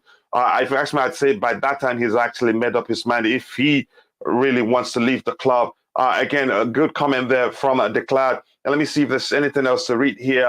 Just for y'all, again, just greetings from everybody on the panel. The League Cup was lost during normal time when people were missing chances and not the penalty. Exactly. I wouldn't blame it. Even the FA Cup, I wouldn't blame anybody. Again, it was lost during the normal time when we couldn't, put away chances. So that makes a good argument there. Mendy is an average goalkeeper. He's not special. Again, that's your argument. Mendy, it's really good. In fact, he's world class. But that's not why we're here to argue whether he's world class or not. We need another capable goalkeeper around in case Mendy leaves for AFCON or if he gets injured. Can say we're better than Liverpool this season. That language there. Mendy considered too many goals, even with bottom teams. Again, that's another argument for another day. That link is an old one. I'm going to try again, fair boy. Phantom, you're right. Again, Felix, careful. Language, please. Can this Chelsea team beat Barcelona? I think we can. The current Barcelona team isn't even as good as Real Madrid that we beat at home. They're just that's not why we're here today. Let me see if there's anything to address. I don't think there's anything to address at this point. And I want to say, please, if you're watching, we have just 37 likes while we have 98 people watching, so we can do better with the likes. And also, I want to thank you guys. Yes, we've reached the 2,000 subscribers. We're actually now at 2,005 subscribers. You guys are absolute legends. I want to say thank you very much for that. It's not been easy. I couldn't have done it. I couldn't have done it alone myself. It is your help, your support that that we're able to get to where we are today. So we go for 3,000 subscribers as soon as possible. But right now, if you can, please just like the video so we can reach more people. So Bobby, coming back to you on the panel, from everything you've heard, and again, I've explained that this is not about replacing Mendy. And you're the one that has always argued with Chelsea Football Club, and you don't like to hear people go, oh, this player has been on the bench for too long. Well, the argument has always been, well, for some reason, maybe he's not in form to come on, or maybe he's not good enough to start at that point, or maybe he doesn't suit the current system. So we want the same for the goalkeeping department. But you've argued, it's a unique department. Even at that, we still need a capable hand. With Chelsea, we can have two world-class goalkeepers on the bench. So, Bobby, let us know your conclusion on what you think about on what everybody on the panel have said so far. So before we move into analyzing the players one by one. Yeah, I mean, before I address this, I was hearing someone say earlier about. I think the game they were alluding to was the 7-0 against Norwich. I'm talking about, that was Phantom. They talked about that, yeah. Oh, Phantom. Okay, no wonder. Mm-hmm. He was saying, well, we didn't need to win by so many goals, and we needed to bring on the substitute keeper. Well, we did need to win by a lot of goals. In the Premier League, goal difference really matters, and that's where teams like Man City get it right, because if they give you 5, they can give you 10. And all that any point or any vantage you get in the Premier League is important. And absolutely nobody who's serious changes their goalkeeper midstream in any game. That's why I say the goalkeeping position is very unique. What I do agree with him about, though, is Bertinelli. Bertinelli hasn't really had the opportunities to show what he can do as a Chelsea keeper. That's because he's been 3rd place, and I'm hoping over the pre-season, it's going to be a very important pre-season, he would get an opportunity to show whether he could indeed be that substitute keeper that we're looking at. Because it doesn't necessarily have to be a named person, but somebody with a big name. But Bertinelli has been a good goalkeeper for Fulham. And if he shows that he's well and truly capable of being a good backup and maybe even challenge a number 1, he should be given the opportunity. I understand people's concerns about Nick Pope wanting to play for England and being cautious about being a backup at Chelsea. But, first of all, he's a backup for England to start with. And this is Chelsea. He's a backup already. He is. And he's not going to be number 1 for England unless something happens to... it's funny, but it's true. That's a bit mean, Bobby. No, but it's true. I get you. Go ahead. Is he going to unseat, what's his name? The Everton keeper. What's his name again? What is it with me and names? Pickford. Yeah. Thank you. So he's a backup already. So, and it's not like he's going to. You see, I don't use the word really backups at teams like Chelsea, or City or Madrid or Bayern or, I prefer to use like a number 2. Yeah. Now, he's going to get game time. If you look at the number of games Kepa has had, for a goalkeeper that's meant to be a backup per se, that's an awful lot of games. He kept all the way through the African Cup of Nations and most of the Club World Cup, and he kept through a lot of cup competitions. It's just at the latter stages he wasn't used. So I think he's not had a bad running. Obviously, everybody wants to be that guy, the spotlight guy, but I'm not sure. And another curious thing, people are talking about Kepa to Newcastle, but don't Newcastle have the Swiss number 1? What's his name? I've forgotten his name. Sorry? De Braca.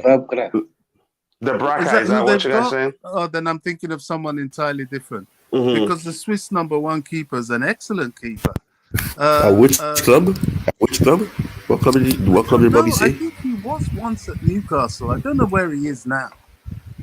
But he's a brilliant goalkeeper. He's not very tall, but he's just a little bit taller than perhaps Kevin. The Braca is at Newcastle. I don't know who. Anyway, what? But go ahead. Yeah, that's by the way. Yeah. Yeah, I mean, there's no guarantee if Kepa goes to Newcastle, that he'll be able to hold down the number one spot Mm-hmm. there, because it only takes a couple of glaring deficiencies. You see, the problem with Kepa is that it's not that a goalkeeper makes a mistake that can't be forgiven. It's just that his mistakes can't be repaired. You can't add extra reach in his arms or extra height to him. It's just, it is what it is. And so if opposition are aware of that deficiency, it's not even a weakness, it's a deficiency, and they exploit it, you can't do anything about it. And that's why he has a huge disadvantage in the modern game. That's it. It just is what it is. You know, nowadays you have goalkeepers 6'3" at least plus. You know, and they choose them for a reason, because of their physicality, and we can't run away from that reality. So that, yes, there are the odd few that aren't particularly that tall and Mm-hmm. are excellent, but it's not easy to be that way, especially in the Premier League. So that's a problem for him. But I'm still not convinced that he will leave this summer. I really am not. Okay, we're here at Germaine that he's going to leave. So we're starting the rebuild series. Today we're on goalkeepers. So I get your point. And believe me, I knew before you'd argued that because we've talked about him before. But go ahead, round off. Let me see. Go ahead. Why I'm saying that, just to summarize, Mm-hmm. why get a Kepa Arrizabalaga at his wages when you've got Nick Pope floating around? You've got Fraser Forster. You've got other more physically capable goalkeepers and better goalkeepers. It makes no sense to me. That's the point I'm making. You see, these big wages that we've given to some of these players is a millstone around the neck of the club and the players. You know, Lukaku, even if he wants to leave, can't leave because of his wages. And the same with Kepa. Even if Kepa wants to leave, he can't leave. Now, unless he takes a wage cut, but then I'm like, okay, well, what's the I don't know. Maybe you're right. I don't know. Yeah, we'll But I see. We're just, not sure. Which that's a chance he stays too, but I think it's too much. Too much has happened that I think if I were him, I'd consider leaving. And if I want to play for Spain at the other World Cup, I'd leave too. Again, that's me. But we'll see what happens. So let me quickly catch up with the channel and I come to Nick to let me know what he thinks about everything we've talked about. Again, we've added Nick Pope to the list, and we're going to start with Nick Pope once I get Nick's thoughts on it, what everybody have said here. ZV Genius, again, by the way, be sure to go check out his channel. Great content. One of the fastest growing up and coming channel like ours too. We're working together, and that's why we're growing together. He says the only person I would like to compete with Mendy is who?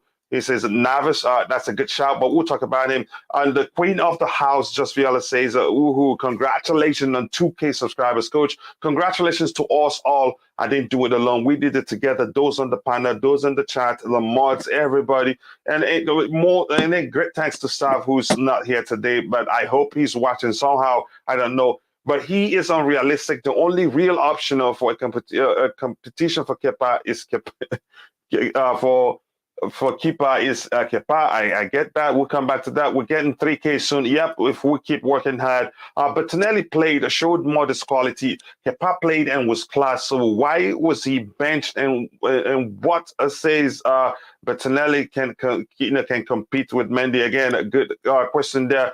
Zivo, Matt, okay, you convinced Navas to swap one, not two for another. Again, it says Bobby. Yeah, I told you, Bobby, that was hilarious. What you said about Nick Pope. He's already a number 2. My brother here says, "Is they gonna make an sorry, I have to speak my language because he spoke my language there." And ZV just says, "True Blue, exactly." That's a conversation they're having there. Pope and Mendy had similar stats this season. One played for a top 3 club, the other for a bottom 3. Wow. So that shows that Pope is really good.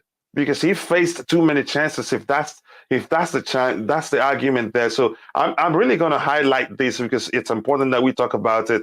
And it says Sal Kepa Pope will go to Newcastle. Kepa is on 270 a week. Again, like something Bobby mentioned, is that if Kepa himself really does want to leave, then he can leave, and he may well take a pay cut to leave. And if he really wants to play in the World Cup, then he really needs to leave too. And that may mean he has to take a pay cut to find a club where he can play as the first choice goalkeeper. But that's, by the way, ZV Junior says a Slovakian #1 and Dalov are Newcastle keepers. Oh, okay, thank you for that. Bettinelli is not good enough, says IBZ. That is Brahim, who's on the panel here. It's not good enough for him. Okay, I'll come to you since you're on the panel, Noni, because you have quite a lot to catch up here. 1267 unknown says Chelsea, go, go, go. Yes, thank you. I appreciate that. And again, I want to take this opportunity to also say thank you. Thank you again for 2,008 subscribers. And if you're watching, please, we have 44 likes right now. Please take a second to like the video. It helps us a lot. It helps us reach more people. And if you haven't, do subscribe. The Blue Morning Show is a show that I believe me, you'd love. It's objective, it's factual, and also it is a brilliant show indeed. So I'd like you to join, become part of the Chelsea Perspective family so you don't miss anything. Bettinelli is so good, loaned out 3 times. Yeah, exactly. We just need to get in a replacement for Kepa if he leaves. That's if he leaves. That's what we're looking at here. That may be Nick Pope due to him not wanting to play championship football. Oh, that's another argument there. And again, if he feels like he's good enough, he can come. He'll get game time, even if he's seen as the second choice goalkeeper. We have quite a lot of games to play. We're playing the Champions League, FA Cup, Carabao Cup. Again, quite a lot of games. That there are no shortage of games. So he will get enough games. Nick Pope's biggest problem is he cannot play out from the back. That's a serious. It's a problem that I don't think Thomas Tuchel would consider, saying, okay, we can work with that. I want to say that the team we were competing with are having goalkeepers whose levels are nowhere near the first choice goalkeepers, but they still win. Again, some coach don't compromise the goalkeeping department in terms of having goalkeepers who'd be able to play with their feet. So I don't think Thomas Tuchel will sacrifice that for anything, because that's the way he plays. If you followed all his teams, he likes goalkeepers that can play out from the back. So we must consider that. Project says Chelsea should go for Navas. He has the experience to help Mendy and Kepa, and also he is really great between the posts and cheap, and he's not being used at PSG. That's a great point there. And Felix says, is it true Lukaku's new representative is set to meet again? That we say it's a rumor, and we talked about it yesterday, and we talked about why that's not a good thing, because it means he's talking. It's like talking to an employee talking to the CEO without even going to his supervisor or manager. To me, that sets a dangerous precedent, but I don't think it may well not be the truth. It may all be rumor. Kepa has told he wants to. It seems the case, but we'll see. If Kepa was good, why buy Mendy? What's wrong with people like you? Nothing wrong with people with us, and we're not saying anything is wrong with Mendy. We're saying, for instance, let's use an example that will not cause an argument here. CFC Blues 1J. Mendy will leave for AFCON come 2023. It doesn't matter if it's a match, July or anytime. We need a capable hand that will come in between the sticks and do a good enough job. So this is not about Mendy replacing Mendy. So don't go there. Kepa wouldn't get here playing time at Chelsea next season. He better leave. I think it would be good for everybody. But I think Chelsea will be looking to recoup some money. But again, what he's achieved at Chelsea, I think you could say, I think we've actually recouped that money with his performances between the sticks for us, winning us the competition, winning us the Europa Cup on the on penalties, and also making sure we made it to the final of the Club World Cup. I think those two achievements alone, I think we've recouped our money. Now, I'm going to come back to the panel. And before I do that, please, if you haven't, we have just 46 likes and we have 96 people watching. Please beef up the likes so that we can get more people to join us, please. The more you like the video, the more the Google algorithm YouTube algorithm, same thing, Google will be triggered and the stream will be pushed. More people would be interested in this topic. So Nick, coming back to you, let us know your thoughts on everything you've heard from the panelists and what things you've seen in the chat too. Yeah, first of all, congratulations on the 2000 for the Thank you so much. The best. I keep saying this, but it's true. The best Chelsea content channel on YouTube and anywhere else. We speak the truth here. We don't lie about things. This is the truth. If you want to hear real news, this is where to come. That's why we have everyone wanted to go on the panel, and good people as well. So, yeah. So keep it up, chaps. Yeah. Thank you for saying that. Yeah, and the Nick Pope, the Mendy situation. You said it a lot of times, Coach. Yeah, it's not like we're wanting someone to replace Mendy. We want to bring someone good enough so he has competition, so he can become even better. And for Tuchel to have faith in someone to bring on. Not like he did with Kepa, because you have to say, when Tuchel is wrong, you have to say, I love Tuchel, everyone knows that. But he made a lot of mistakes this season, not just with Mendy, with Kepa, quite a few players. That's why Matt is so upset. I understand Matt because he's got some points, and they're real points. They should have played a lot of more games. When Mendy was making mistake after mistake, he should have been dropped. Like I said before, for his own sake, it would have done him good, and maybe we wouldn't have lost at the Champions League semi-final, but we did.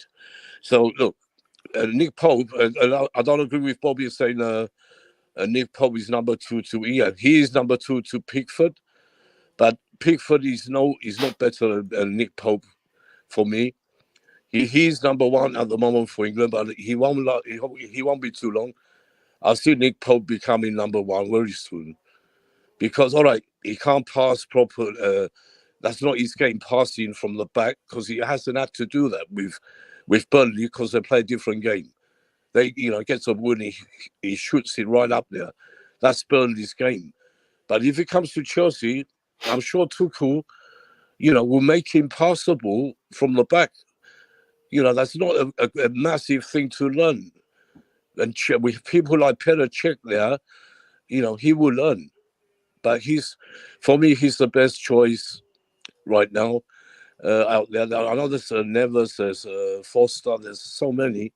But for me, he's the number 1 because what he had to do for Burnley, not just this season, a few seasons now, he's been the number 1 best player of the season for them for quite a few seasons.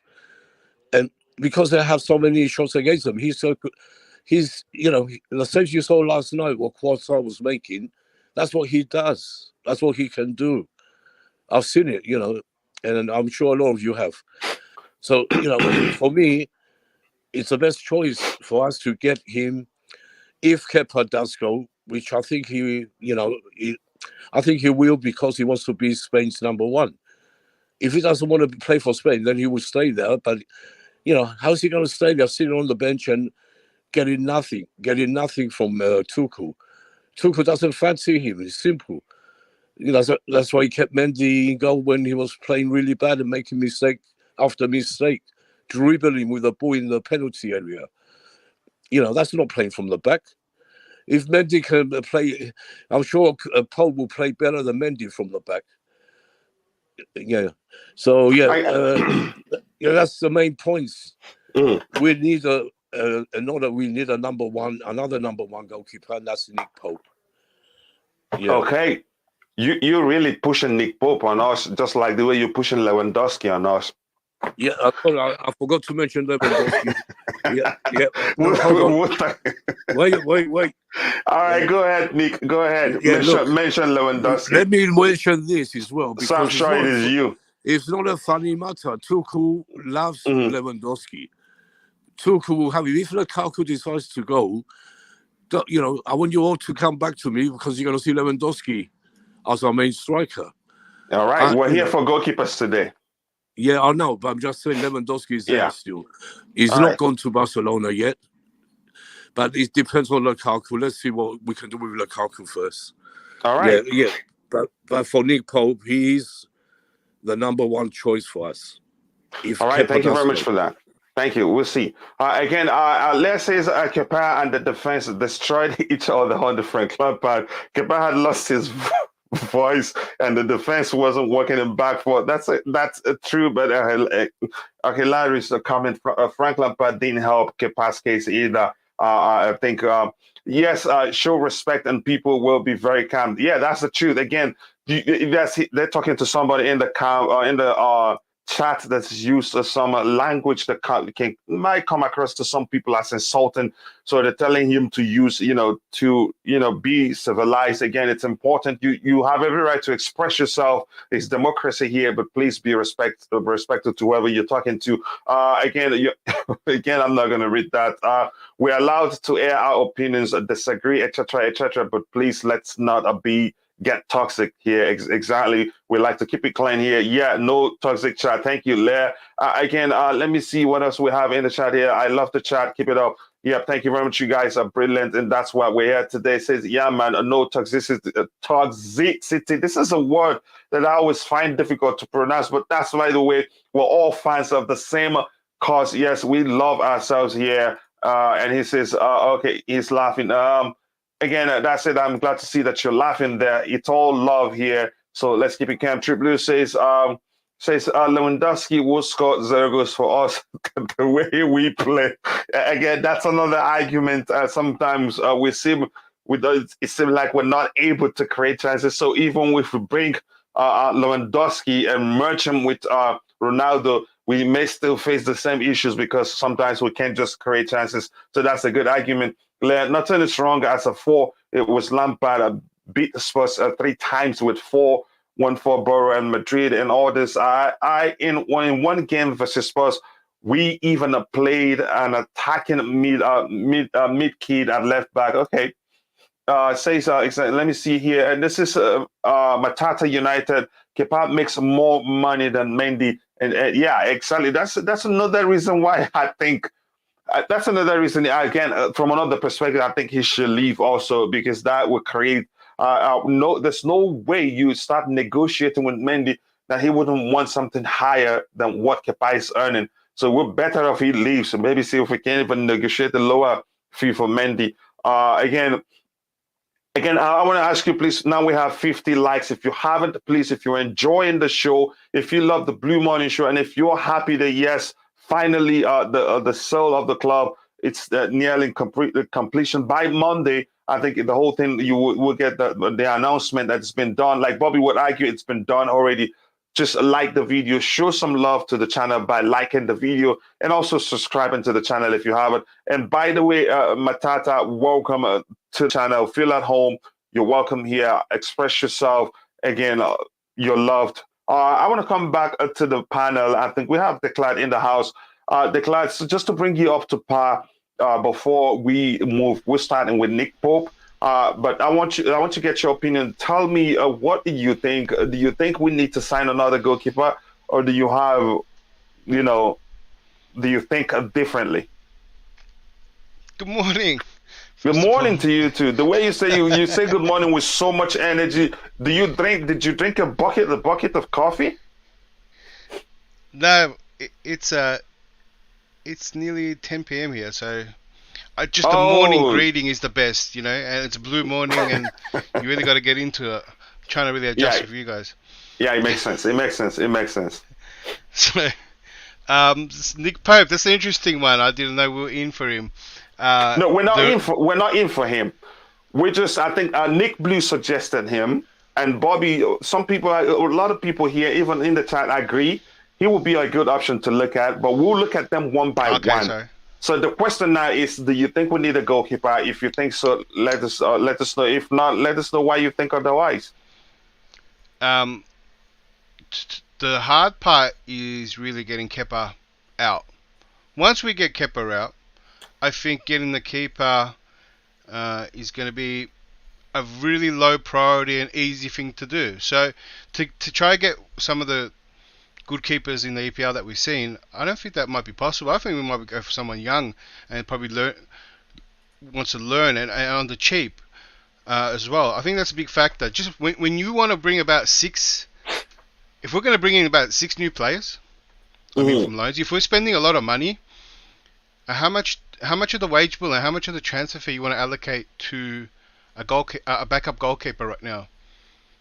I mean, the minimal the better. I feel that you got Neto as well. You got Mendy. I think a young keeper would fit in and learn. And you're not going to get Nick Pope because he's good enough to play in the first Let me team ask you for this another quickly team. before you continue. A young goalkeeper will fit in and learn, right? And you're saying that, yeah, you called it backup, by the way. That's a language we're not allowed to use here, but that's, by the way. It should be for goalkeepers. It should be allowed. Okay, For goalkeepers, it should be allowed. I have a feeling you and Bobby are on the same side on this argument, on this debate. Now, if you get in a young goalkeeper who's willing to stay and learn, and Mendy leaves for AFCON in 2023, you'd be comfortable starting the young goalkeeper. Yeah, or Neto. We haven't seen much of him, but I mean, you saw last time. I think how many games did Mendy miss? 2? 3? When he went for AFCON, he missed a few games. So there's no AFCON this season. It's the World Cup. But there's AFCON in 2023. When? That's next year. So the end of next year. No, I think Tobago, you're still here. We have AFCON in 2023, right? But the World Cup is in the same time where AFCON used to be, which is December, January, yeah? So the World Cup this It's going to be in the season. summer. AFCON is usually January. It's going to be in the summer. Yes. It's going to be in the summer They this moved time, it. right? Yeah. Because to give space They after moved the World Cup. Yeah, it's going to So be in the go summer. ahead, yeah, go ahead. So the Oh. AFCON's not not a problem anymore this season. Mm. So then you don't have to worry about that. So if depending how good the keeper is, and if it's a young keeper, maybe there's not much to worry about. I mean, you're talking about. I mean, Neto might be on a good level too. I mean, do you really want to buy a really good keeper at the moment? And I think that some of the names I heard was like on the screen, Navas. Navas is an older keeper, and who probably deserves to play first team and can play first team, and will earn first team wages. Do you know what I mean? You got to think of. I'm thinking in the scope of how many players we're going to bring in, and who is going to be priority. The hardest thing to do is to get Kepa out of the club and off the wages. Now it's going to free up wage. What We're if going he to have to wants to re-sign leave? Mendy as well. What if he If he wants to doesn't want to leave? leave? What if he doesn't- wants to leave? Okay. Yeah, he should want to leave. Kepa is good enough to play on the in the first team as the first keeper in another team, right? And in a decent team as well. So he should want to move. If he doesn't want to move, then he must think that he can get Mendy's spot, or he just enjoying the money at the moment, which is kind of like really a bad thing for someone his age as well. So I think he's going to push for a move, and I think just it's going to be, we might have to take less of a transfer here on him, so someone else can pay the higher wages. It's going to be negotiated like that. So I guess we'll see. But in terms of getting someone, keeper should be the least priority on how many positions we need, and a backup keeper for me, I'd be happy if it's just a young talented kid that comes in, and and which every game time we give him, he probably becomes really good, and he could turn out to be a really good keeper end of the day. I'd be happy to have that rather than getting a really well established older keeper. Yeah, I do agree with you. I think may not be that is the club's priority right now, but I think it's something they should look at. Even if they're bringing in a young goalkeeper, then later on go for maybe a much experienced goalkeeper or a better goalkeeper in the future. So I think we should just get started with it. I'll bring up. Let's start with Nick Pope. that Nick has suggested. And let me just start with Nick quickly. Nick, tell us why really you want us to go for Nick Pope. And again, there's no. You said something before. You said something that he can learn to play out from the back, or maybe he's capable of playing out from the back. We'll find out when he joins Chelsea. Maybe the problem has been because Boehly don't play like that. But go ahead, tell us why you think we should sign Nick Pope. Like I said before, because for me, Mendy has mistakes in him. It will happen again. I can see it. And we don't want that to happen. If we're going to challenge, Boehly said he wants to challenge, not in 2 years' time. Next season, he wants to be challenging City and Liverpool, not next season. So, Nick Pope is the best option out there. He can come. He's not good getting, another young goalkeeper for a backup. We don't need backups. And I understand Declare what he's saying because I mentioned Nick Pope. He has to talk opposite because that's what he does. Okay. So, I want to get that out of the way. Yeah. No, that's how I know what happened. So I know declared anyway. I know Nick Pope. I know Nick Pope. Lewandowski's not coming to the club. Declare, let him finish. Just let him finish. Go ahead, Nick. Yeah. So first of all, your name is undeclared, not declared. That's just to make sure things correct. Just go ahead, Nick. Nick Pope is, he's an up and coming. He will be the next England goalkeeper. He, like I said, he can save like Courtois was doing last night. I've seen it, and he's don't forget he plays for Burnley, and Burnley they don't play from the back as we know. They kicking up top and go for the headers. That's what he's been told to do. But I'm sure he can adjust and play from the back. And I'm sure he can do it better than Mendy anyway. If he comes in. I'm not saying that I don't want Mendy to be number one. Right now he's a number one, but he needs someone to push him. Not a young little boy who ain't going to do it. We'll lose games, nothing else. We don't need a backstab to come in. He's not experienced enough yet.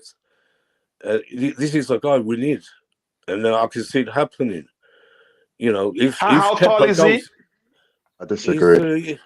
I'll come to you. Don't worry. How tall is he? 6'4". He's go ahead. tall enough. Go ahead, round off, Nick. Yeah, I'm just saying. We need someone, someone good there to give Mendy a big competition, proper competition. And that's like, we know if Kepa goes, if he decides to go, if he stays, Kepa, Tuchel has to start using him, or Boehly will be on his head. If he sees Mendy doing mistakes, and Boehly will see that, he ain't going to like it. So, you can't win. Tuchel has to learn as well. He should have played Kepa, the last them games when Mendy was having against Brentford. He had 2-3 games in a row with mistakes. He should have changed it, but he didn't. But now there's got to be Boehly there to watch. So, and his transfer fee now is 16 million. His contract expires 2023, so he has around June 2023. You could say a year left in his contract. Let me see if I can see his statistics here. I can't find anything about his statistics, but I get you. You make a good point there. I think, but I'll get back to you if I have any further questions for you. It's a good shot, really, given his height, and he's a short stopper. But again, I have area where I'm concerned. I get your argument that he's just playing how Boehly likes to play, which is they don't try to play from the back. Nick Pope plays like where Burnley won at the moment. Yeah, that's what they want to do. But he can adjust. He's not that sort of guy who ain't going to adjust. That's what I'm saying. All right, I'll get to come back to you if I have any questions. Tobago, coming to you. You heard everything Nick said about Nick Pope. Your thoughts? Do you think we should go for him? Or if you think otherwise, let us know. Do we still have? You're talking to me? Yeah. Okay. To be honest, I agree with Nick Blue. If we are going to buy a goalkeeper, we need a goalkeeper who is tall, who had a Premier League experience or who have a Premier League experience. So getting Nick Pope will be good for us because he's earning 335 million, not 35 per month. So that's cheap for a goalkeeper, and then maybe we can negotiate with him and then give him a 45k per week. That would be good for us. So in terms of balancing the books, I'll take Nick Pope and he's tall. And then, yes, he'll be a good second choice goalkeeper for us for this transaction until we have so many funds to build up in the key areas. Yeah, I think that's a good point here. And Leah says here, a backup goalkeeper is wasted money for this coming window. The transfer part is for defenders and midfielders. I think that's our priority. And I think you could say that's a good argument. But we're going to come to a conclusion and say, okay, which of the goalkeepers should we actually be looking at? Again, sensible conclusion. Let me just phrase it that way. CFC Blues irrelevant because Courtois left. I'll come to everybody one by one. A keeper. Okay, read what I said already. Not getting in a lengthy debate. Obvious you don't like Kepa. Again, that they're having some argument there. Let me see if there's anything to address here. Baxter is not ready yet. I think I'd argue the same. Clever Baxter back from loan and coach him. Again, this is no sweat. It's not that I don't think there'll be time to catch anybody. But if you feel like it'd be good enough to come in and do a good enough job, I would. Who am I to stop that? I think Tuchel himself knows what he wants, and he knows, if the staff believe the kid is good enough, we'll see. Once I take a week look at the consequences. Yep, Real Madrid, we're going to sign Kepa because we refused to release Courtois. Then Courtois started his nonsense again. Yep, that's the truth. And again, we have here Steve Chelsea, but he wasn't earning 30k a week again. Boehly with company will be playing a different style of football next season, and Pope might want to stay. That's another argument. Have they agreed with Boehly, with a company, Vincent Company, be coaching the next season? No, we'll see. I would love to have Kepa's agents. I get the argument. Again, I think this topic is discussed enough. Maria did well for Chelsea. Again, this is for people in the chat. I think they are having a different conversation altogether. So I'm going to come back to the panel. Company is coaching Burnley next season, by the way. It's been agreed. He will? Yes. Wow. So they will change the way they play, and it remains to be seen whether he trusts Nick Pope, or maybe he'll give him a shot to see if he'd be able to play the way he wants. And again, the likelihood for him, preferring to have a goalkeeper who can play out from the back is huge because he learned from Pep Guardiola.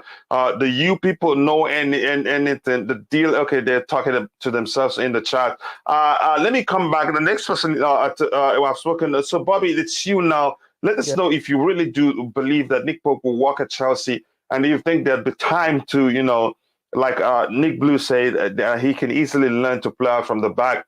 That he is playing the way he's playing now because he plays in a team that doesn't play out from the back. But you have to also consider muscle memory, something you haven't done for a while, which means to start doing it, you have to learn to do it in a match atmosphere, like, even if you've been doing it in training. So, Bobby, you come in. Do you really think he will work for us? There are specialized goalkeeping coaches at Chelsea. I know Christophe Lolichon's leaving, but I think there's somebody left, and there's Petr Cech himself, who likes to come and get his hands dirty and coach and also play. I think he's on the books as a fourth choice keeper anyway, in case of dire emergencies.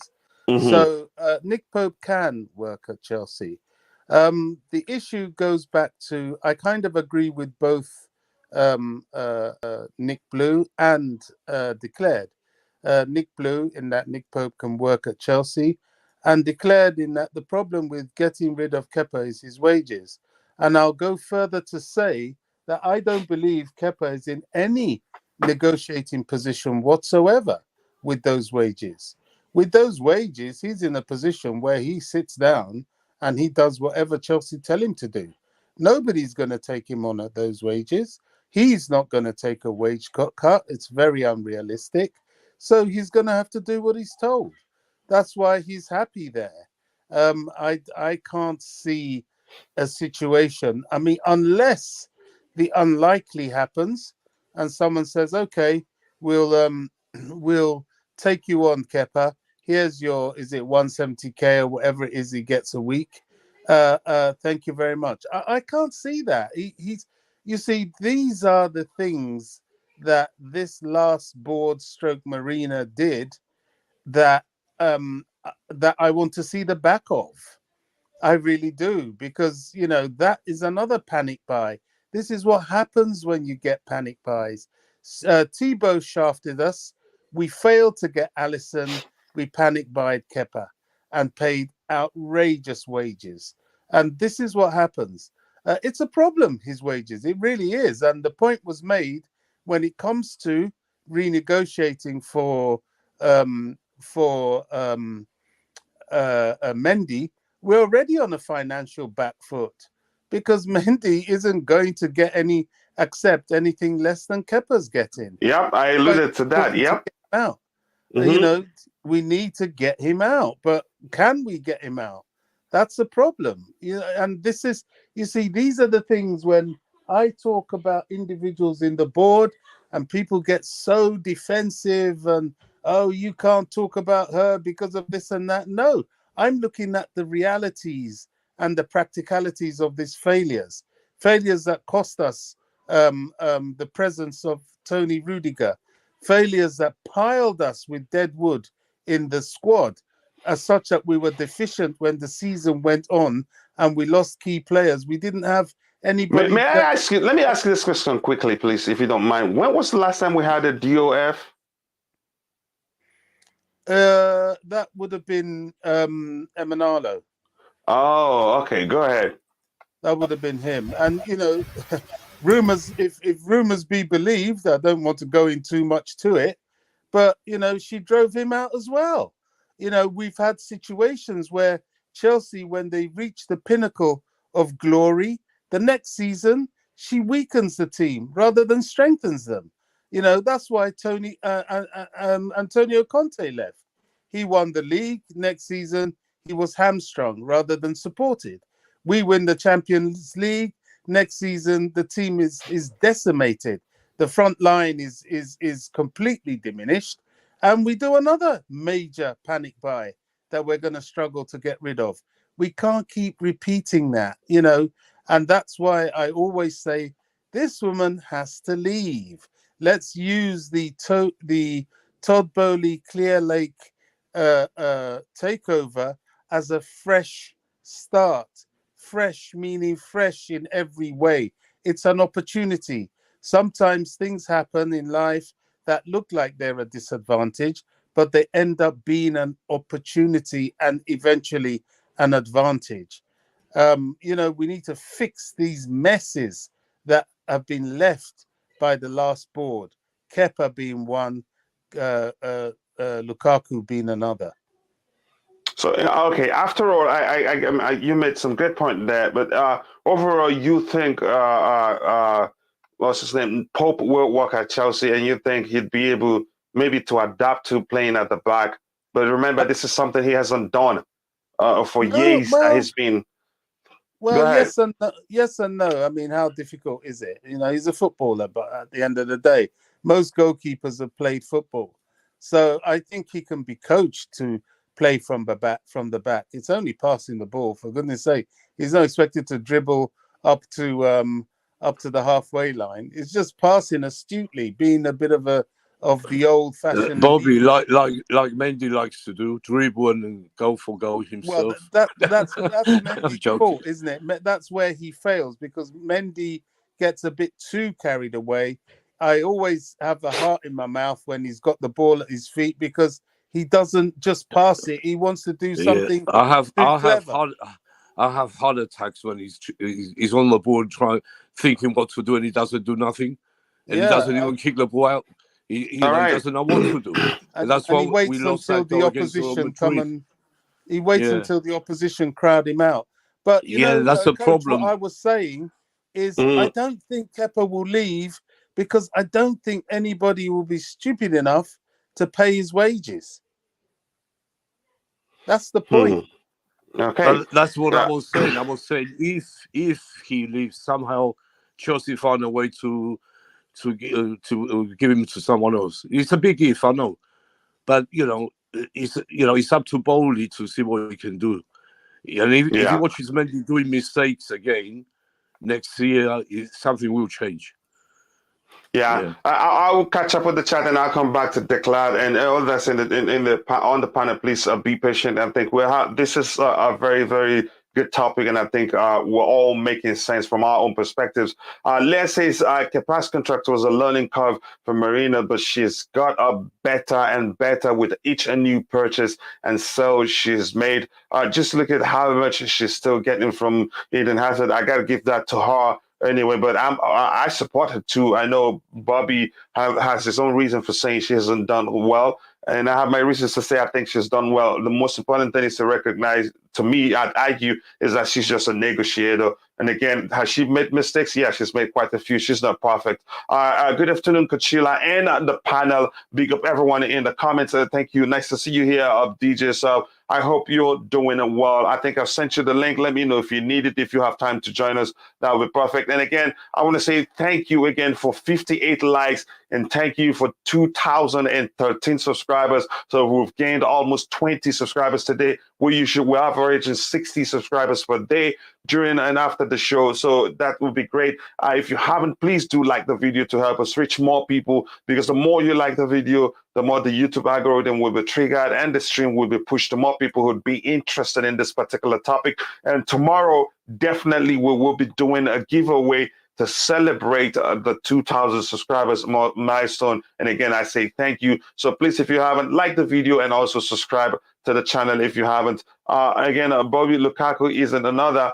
Again, that's another argument. Michael Emenalo got on with Marina. Emenalo, who brought us back Ayoko, Bashuai, Drinkwater, Rahman, Hector, etc. Again, I wouldn't say Emenalo is perfect. He's made some mistake too, and he's made some very brilliant signings. Again, you could see it from both ways. So long talking about goalkeepers. That's why, we're here today. Again, wasn't a Drinkwater a Conte request? I don't know. Mendy was brought in not to be Chelsea #1 initially. If anything, remember that may well be the argument, and he came in and did a well enough job and did the goodness, and we found that this guy is actually good. So that's why we'll be looking for another here to say, okay, this is another goalkeeper we should go for. So if he's better than Mendy, then he gets to start. Absolutely, Coach. Exactly. Sorry to cut in, but that's the whole point of Nick Pope. If he comes in, he's not coming to be the number 2 per se. He's coming to compete. Prove yourself. Mendy. Yeah, and good if he's arguments. better, he starts. Yeah, that's what we're here to do. So we're not looking for replacement for Mendy. No, don't get it twisted. Seems like it. Yeah, so 1 second. Chelsea are linked with Neto, Barcelona goalkeeper. We'll get to him. Yes, he's on the list of the goalkeepers we will discuss today. I want another goalkeeper who can play football, because I watch Ederson and Alisson at both higher level than Mendy. But you could argue Ederson in terms of stopping shots isn't the best. I think Alisson is better at stopping shots. Ederson is just plays with his leg. And other than that, I don't think he's a good shot stopper. Again, that's my argument. Yes, smash that like button, people. If you haven't, do like the video. We have 60 likes now. We should be shooting for 200 likes before we're done. And again, I think probably we got more. Yep. We have 2,013 subscribers today. Again, thank you. We'll do a giveaway to celebrate that milestone tomorrow. We're shooting for 3K subscribers as soon as possible. Steve Chelsea is thinking into your head. Courtois was gone. Czech was gone. Who were you expecting to be number 1? Rob Green? Yeah, good question. There is a stream of Again, I don't want to go into that. That's an accusation if you ask me. But that's by the way. Now, I'm going to come back to the panel. Declare your turn on whether the club should consider signing Nick Pope. No, because the way you guys have been actually going about it is almost like you want to replace Mendy, or really someone that's going to. I mean, you're not even talking about fighting for the position. I don't see anything wrong with Mendy. Mendy has been pretty good. His form dip, but that can straight away improve. And you guys want someone that's going to be up there with him, which you're talking about is an actual. We have to throw decent money at a really good keeper in a peak age. I'm in the mindset our backup keeper should be someone that probably can replace Mendy in, say, 3-4 years time with that ideal. So, and if Mendy gets injured or leaves for AFCON, you have what you call the backup goalkeeper that isn't really up to par with the starting goalkeeper in any way. I'm talking about a talented younger keeper, right? Who's good enough to play, for one. I'm not talking about someone that isn't. But when a younger keeper comes around, he's not solidified in a first team position yet, but he's talented, right? And it takes time. And a lot of clubs do this because you can keep that person on lower wages, and they're after the game time, and they're talented enough to be that first team keeper or that really good keeper in a few seasons to come. Now I think Mendy is about to hit 30 or in his 30s, right? Once Mendy gets a little older, then maybe his form dips or whatever, or maybe he might want to leave. Who knows what the case is? But then you have a keeper that you've been slowly working and improving, right, for a few seasons, and that goes with anything. We've had that before, and that keeper and everyone's seen this before. Someone will have a good backup keeper that actually becomes that good, and he starts actually fighting for that position, and then either he gets that position or he leaves, right?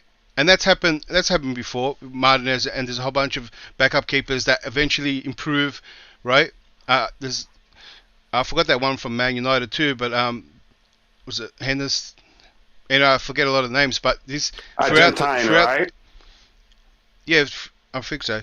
Anyway, it's just something that happens constantly. Yeah, in the whole time of football, this is how a lot of clubs approach it.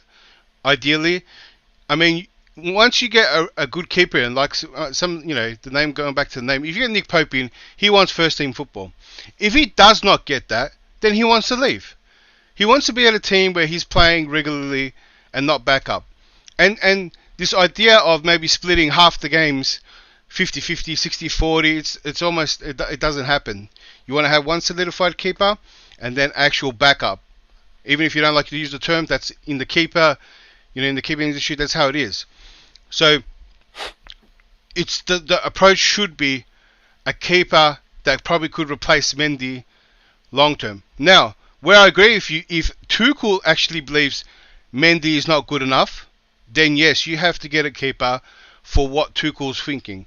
Now, if it's a keeper in the same approach how we went for Kepa that needs to play with his feet as the priority, then we get someone like Kepa, right? Just like the same way we went for Kepa, because Sarri wanted a keeper that can play with his feet.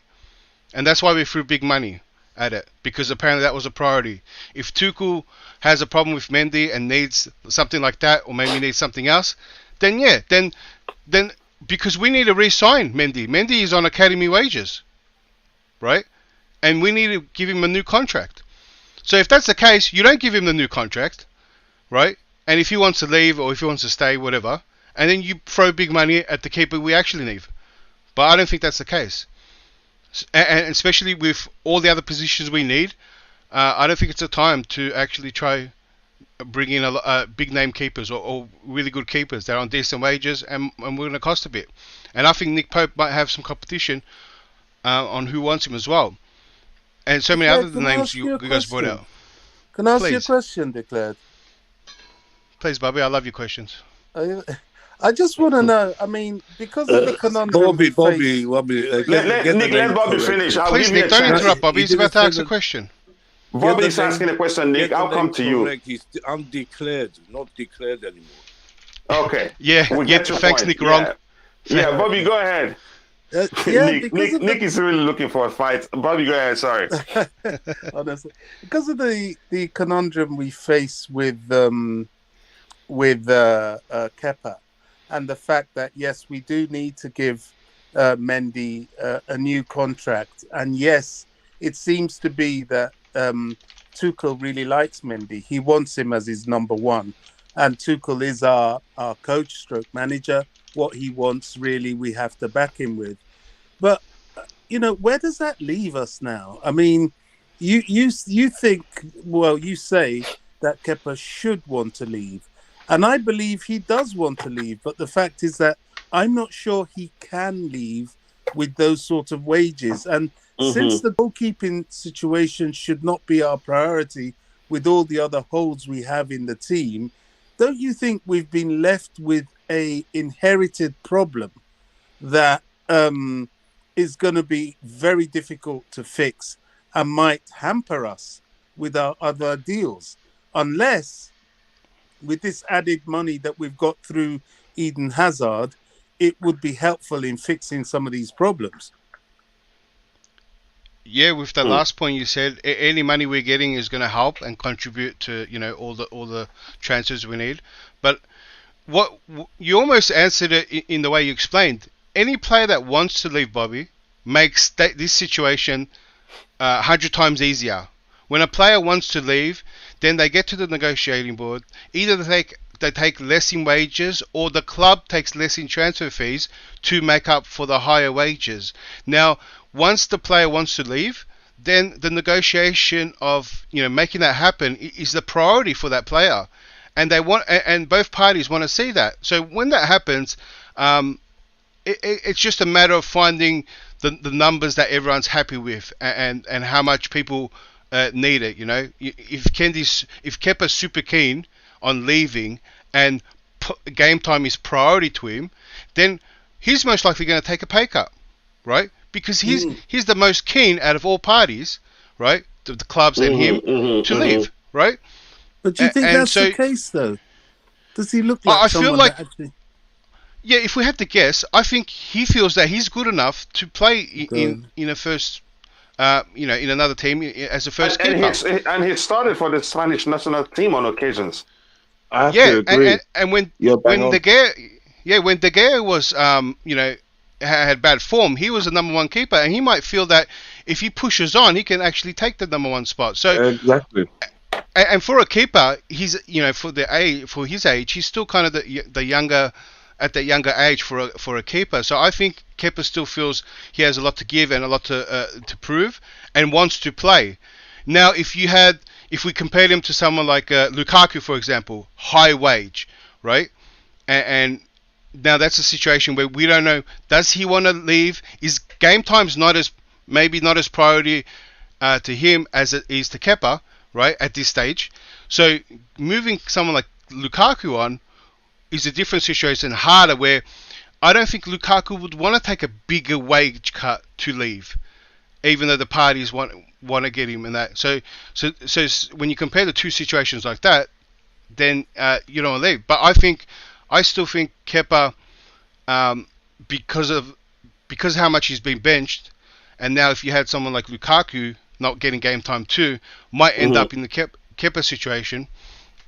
But once, going back to the first thing I said, once a player wants to leave, Bobby, right, then everything's pretty easy. If they don't want to leave, then you got situations like Gareth Bale, someone that didn't want to leave on the money he was on, and a player has that power. Let's assume you believe he wants, because you made a very good point that if Kepa wants to leave, that makes the whole thing easy. But if he doesn't want to leave, it will be pretty difficult to get him to leave. Yeah, so now, if Kepa feels... Yeah, the question I have for you... If Kepa feels that he can beat Mendy...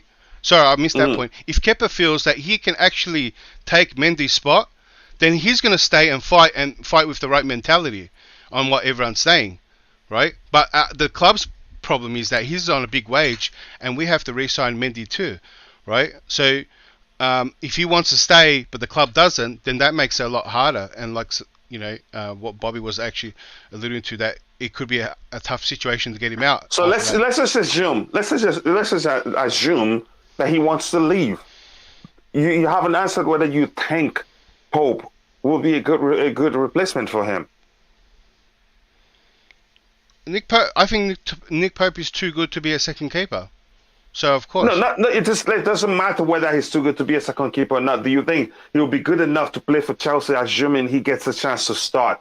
Assuming we sign him and Mendy leaves for AFCON or Mendy gets injured and he starts, do you think he would do a good enough job between the sticks for us? He would. Nick Pope is not better than Mendy, right? In my opinion, and he's too good to be a second keeper. So if we got Nick Pope on, I don't know, on some cheaper wages, 16 million for a low fee, 60 million. 16. 16. That's still pretty high. I mean, for a backup keeper. How old is he? I think Ty said he was 30 years old. Yeah,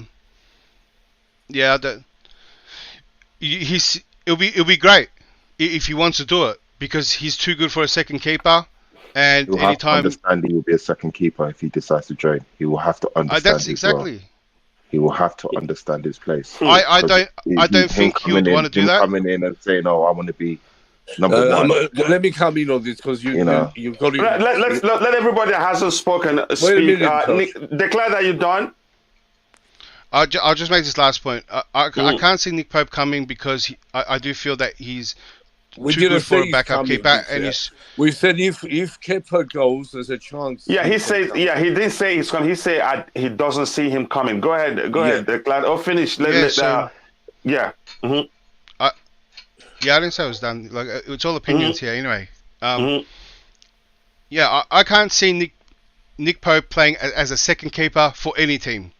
I think he's good enough to play, as a starting keeper, and I think that's what he's going to look for. Yeah, because that's what Chelsea want. We don't want no backups. We want someone who compete with Mendy, and the only way to do that is get a proper goalkeeper. We don't need someone to compete with Mendy because Mendy's doing really well. He's not doing really well. He's been running. So Nick, let me. That's up to opinion then. So declare. Okay, Nick, let him finish. Go ahead, declare. Shit, man.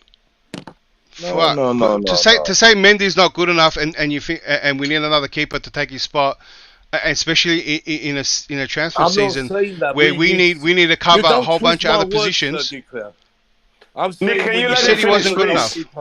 Nick, can you let him finish?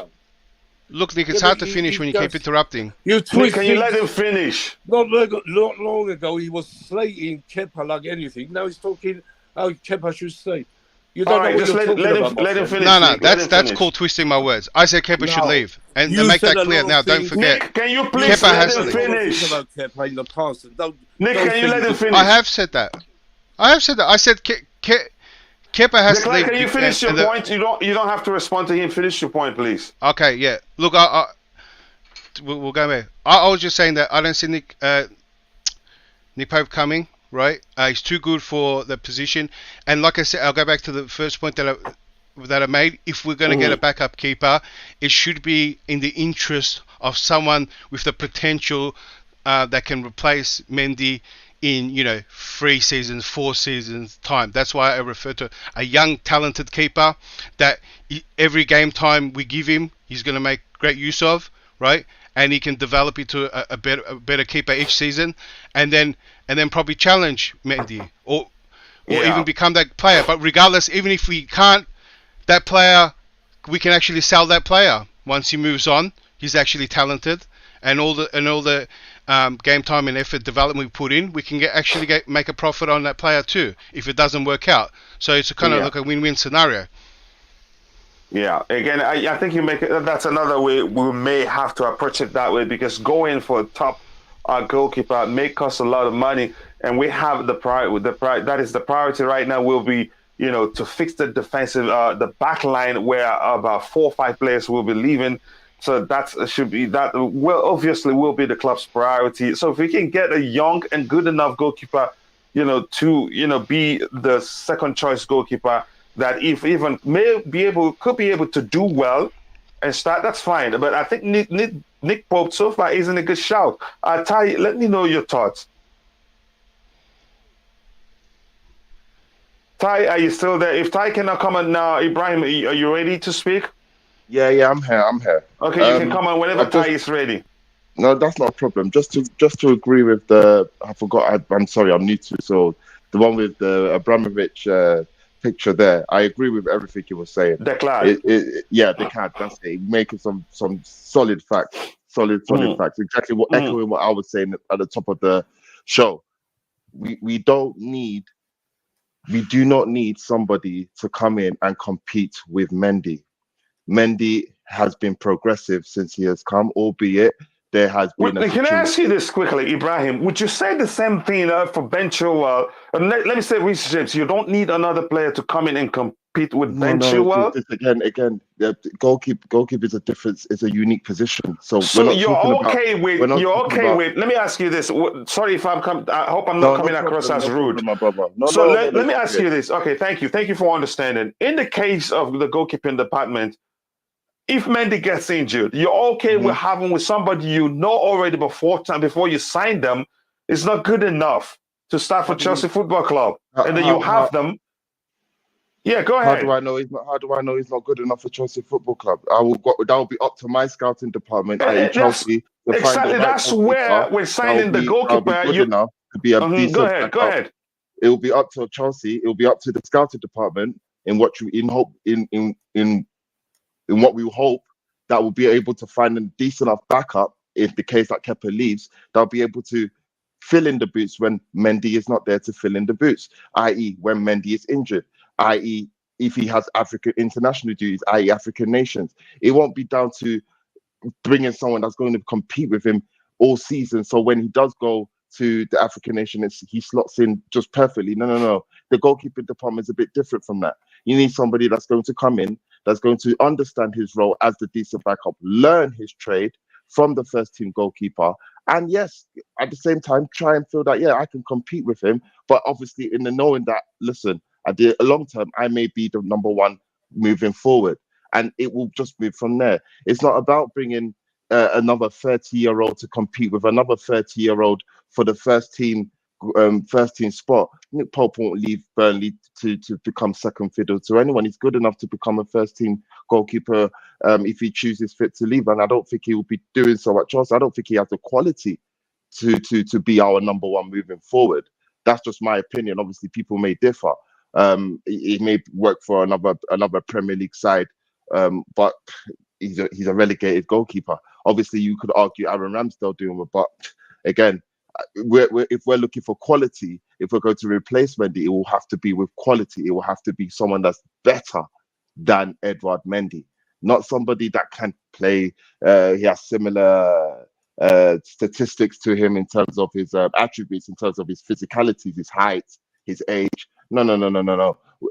We need to be progressive, and if we're going to learn from our mistakes, it's not going to be this type of philosophy in what we're doing. Edouard Mendy was sought out with the highest recommendation from our legend himself, Peter Cech, in which we should trust the process. Let us work with him, and let's leave this. Let's continue this pattern of bringing in more players that will be able to learn from the first team, so they can integrate and gel, and obviously create healthy competition. So obviously, when you talk about Reece James, we definitely need to cover for Reece James, and we need someone to battle it out for him, because Reece James can't be the only quality we have at right back. Reece James cannot be the only quality. We need another quality right back. So do left back. We need another quality left back. Marcus Alonso, obviously, in my opinion, he is not as quality enough to be a second left back.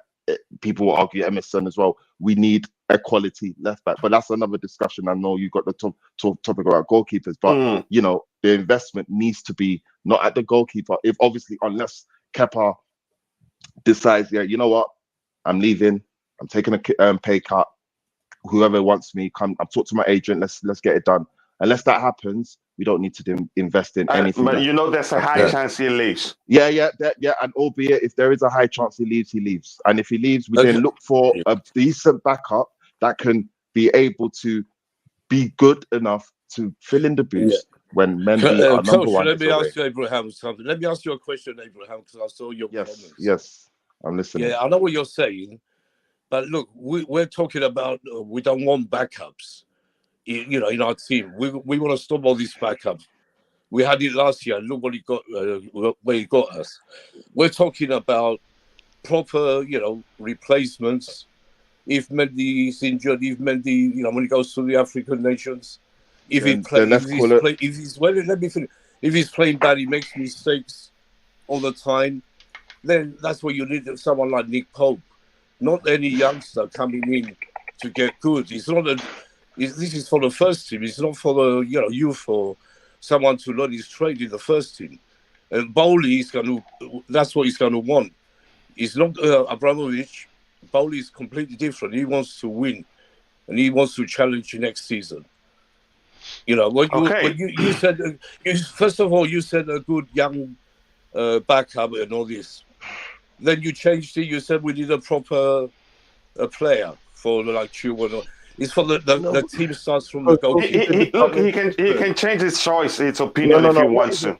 I didn't even do that. I said again, when coach said if you could do that for goalkeepers, why can't you do that for Reece James? I said, listen, goalkeepers are a different department. It's unique. Which Bobby agrees with you. You don't chop and change goalkeepers. Oh, you had a bad. You don't chop and change goalkeepers. That messes up the dynamics of what you have already in terms of the communication with the centre backs, the communication with your defense, how he controls everything. It's the top of the position. Abraham, it's not even just that. So sorry to cut in too. The biggest reason is that a goalkeeper position, they run less. They get less injured. There is the lowest priority to have backups compared to anyone on the field. That's how it is. A keeper can play every game. That's why a keeper can play to such a higher age too. The demand on keeping is very low. It's very momentary. Right? That's why you can't compare it. No, you don't. That's why you compare it to Chilwell. No, that's just another instance. He's saying we need again. I don't know. I think keepers don't get injured. They get way injured less, right? They run less. They can play. They can play every game. Right. There is no reason to have a rotation. Declared. Here's my point. No. It's the exact. Hold on. It's the exact point that is being brought up all the time, right? Well, Nick Blue said it too. He goes, we don't have backups. In the keeper instance, it is looked at that. It is backup. On the field, let's call a spade a spade. It's the backup. That's right. Look, it's a backup. It is a backup. Scott Carson signed for Man City. Did you see Scott Carson make an appearance for Manchester City this season? Lee Thompson, who retired, he just retired. He'd been at Manchester United for the past 2-3 years. Have you seen him make an appearance? We had Rob Green's in the same boat. Rob Green was in the same boat. We just had a goalkeeper. We just had a. Here's the point. A goalkeeper that just left Burnley. He signed for Manchester United. Remind me the name. Somebody. He just signed for United. He hasn't made an appearance. It's just one of those things. Goalkeeper is a different. It's a different position in which you have to be delicate. We understand that. We understand that. This is not about goalkeepers hardly get injured. But we have a Mendy who every 2 years he will be going for AFCON. But you need a capable. You can't tell me we just go for a goalkeeper that's winning all day. That's my argument. I understand what you're saying, my brother. I'm with you. I understand what you're saying. Okay, so let's look at the next goalkeeper. Let's look at the next goalkeeper. And for you, it's a no for what's his name? Pope, right? Ibrahim. Unless Kepa says he wants to leave. No, not even Pope. No, because Pope is not gonna. I don't want Pope. Exactly. So what we're thinking here, we believe that that's a high chance Kepa leave, and if that's the case, we're looking who's gonna be a better option for us. That's what we're doing here. This is not about replacing Mendy. Let's not even go close there. I hope not. See my brother. Okay. Now, Bobby, I'll start you with this guy here. I'll start you with this guy on the screen here, and let me quickly catch up with the chat. This is just a beautiful message, and I think he says, "I hope you have a great day today." Saeed Agno, I hope I pronounced your last name correctly. With that smile on the avatar, I think, yeah, it is already a good day for us all as looking at it. Thank you very much for that great message. And if you haven't, please, we have 70 likes. We should shoot for at least 200 likes by the end of the show. If you haven't, please do take a second to like the video. That goes a long way. It triggers the YouTube algorithm and gets more people to join the conversation, which makes it even more fun. So please, if you haven't, like the video and also subscribe to the channel if you haven't. Again, it says David says, I honestly feel Newcastle will be a perfect match for Pope because he would be guaranteed a first team. That's the chance that may well be the case. Yes, Leah, I don't know anything about him. Only for okay, he talked about something else. Werner and Lukaku have to go again. We'll talk about them another day. Gabriel Slonina is also being looked at by Bayern Munich. Can you let us know who's that? I don't know that player. I have to be honest. The back line is important to fix, but the midfield is as important. I really want two new midfielders again. Hopefully, we have time enough to sign as many players as we're supposed to sign the coming window. Doesn't it make sense to have a younger goalkeeper sitting on the bench, not getting much game time? Keeper needs to play to improve. Again, that makes sense. So you need, I think you could argue we're better off with an experience. We're not Go saying ahead. he's not going to improve. We're not saying he's not going to improve. We're saying that we need someone that's going to be able to understand his role and know that he will be able to fill in when the first team goalkeeper is not there. And in this case, it's usually going to be someone that's going to be in between the ages of 22, probably between 19 to 22 or to 25 at most. And that's not a bad backup goalkeeper. That's probably good. We have Islam Melia playing for Leeds. He's young. I'm not saying that's not someone we're going to go for. We should sign. I'm just giving an example here. He's a young goalkeeper playing first team football. Do you know what I'm trying to say to you? In the top flight football. So we can get young goalkeepers that will be able to sit on the bench and understand the role, come in for Carling Cup games, come in for FA Cup games, probably the odd game that we win the Champions group stages. We've already qualified with 2 games to go. Yes, he can be able to come in and play those 2 games. Yes, that's what we want. But to say, someone that's going to compete with the first team goalkeeper, that narrative is a bit damaging to what we have as a goalkeeper role. It's not really what you do. Yeah. Let me catch up with the chat quickly. I'll come back and start with Bobby on Keylor Navas. Again, it says DJ Sav, Spurs may be getting Perisic. However, this news will make Chelsea fans happy. He says, reports Chelsea looking to challenge Tottenham for 51 million rated Italian as they eye Rudiger replacement. Can you let me know who you're referring to, DJ? I want some good news to Chomeni and Bissouma at the same time. Chomeni, I don't think... let me just say nothing is certain yet because he hasn't put pen to paper for Real Madrid or Liverpool. So there's still a chance we may still get him. And if we get him, I'll be happy. Bissouma will be good. An absolute steal for us. I think he has just 1 year left on his contract. So if we can get him, he's a box-to-box midfielder. But the way he plays, if you've watched him, I think he should be able to fulfill the DM role, even as a single 6 or alongside anybody else. He also is able to beat the press, even if you have 2-3 people on him. He can progress the ball no matter how you press him, how aggressively you press him. I think that means to me he's very suitable to the way Tuchel likes to play the game. Let's hope Pat doesn't leave and go to Newcastle and hit the level they said he was going to reach. There's a chance that may happen. Yep, this is just people talking. Chomeni will move to Real Madrid. You can't say that for certain. I am so late and so hungover. I can big up to you too. Nice to see you, Glenn. It's been a minute, but I understand. This is just them saying hi. Let me see if there's anything else to address here. Again, Triblu says, let's get the facts straight. The new, the now departed Christopher, I can't say his last name, discovered Mendy. So not really Petr Cech. Okay. Goalkeeper and striker is the both position we cannot get wrong. It's very important because the performance of the goalkeeper can affect his defenders again. So that must be, we should try to sign AC Milan goalkeeper Megan. He would be Mike, I don't know how to pronounce that. He would be a real competition for us. Says Deals CFC. Deals, nice to see you again. How are you doing, brother? Always nice to have you around. Liam says, Gabriel Leona from Chicago Fire, coach. We had a deal done for him before the sanctions. And Les says, Bayan are trying to get it. Is he a goalkeeper? Let me know. That was why I asked that question. Liverpool quadruple. Yeah, laugh at them. They got it. When will Chelsea fans realize that we do not recruit well enough, whereas Marina has been here? Again, that's your argument.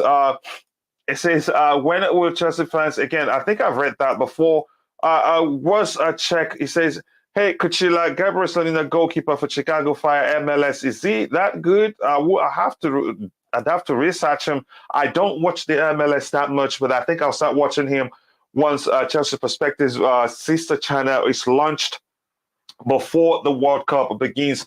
Was Czech playing for a then low French team? A backup for Czech was Courtois, a backup for Czech. A go further back. Again, all those things. Again, we haven't got the problem with Mendy. Nobody's saying that for backup for Mendy when he needs a little break. So we buy a better second goalkeeper to have a better competition for Mendy. Finally, something I want to hear, but that's okay. Plays in the MLS. Thank you for that information. I think I'm more caught up. I don't think there's anything else to address here. So, Bobby, coming to you, let's talk about Keylor Navas. I think we've talked about him briefly before. And then again, we did talk about him, I think, 2 days ago or yesterday, actually, that the fact that he's just, you could use the word unsettled, correct me if I'm wrong, he's fallen out with his fellow goalkeeper Donnarumma, which means clearly he's not happy and would want to leave. And I think he will leave on the cheap, if you ask me, since he would want to leave first of all. But I'll check his transfer value now as you start talking.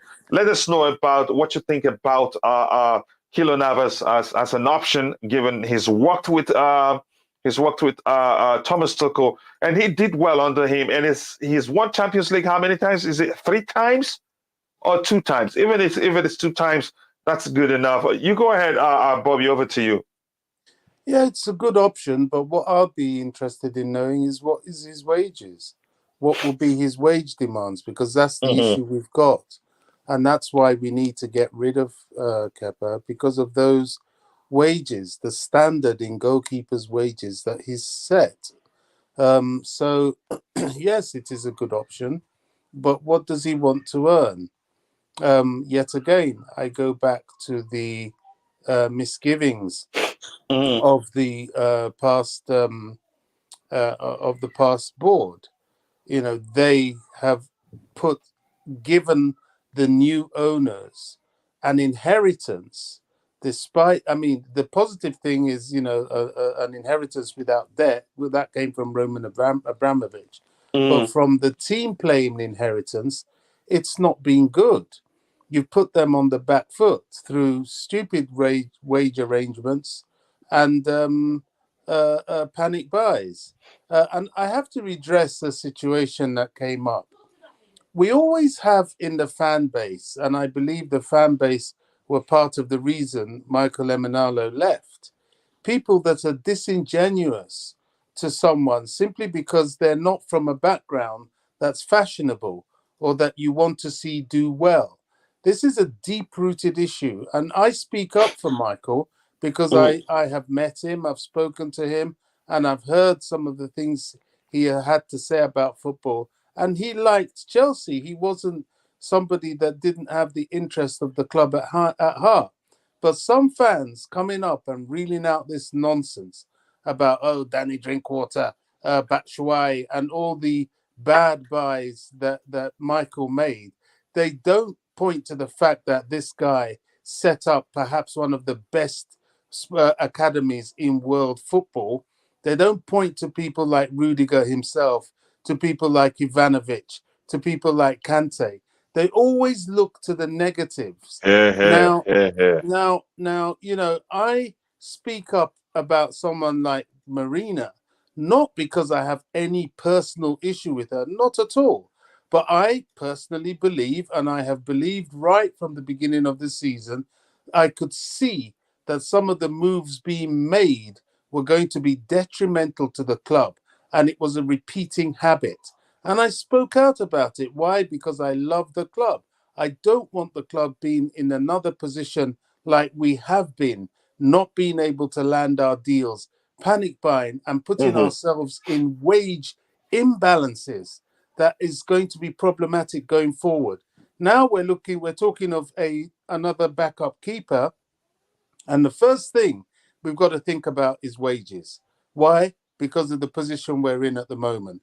So I believe a message I've always held to all these disingenuous fans is check yourselves.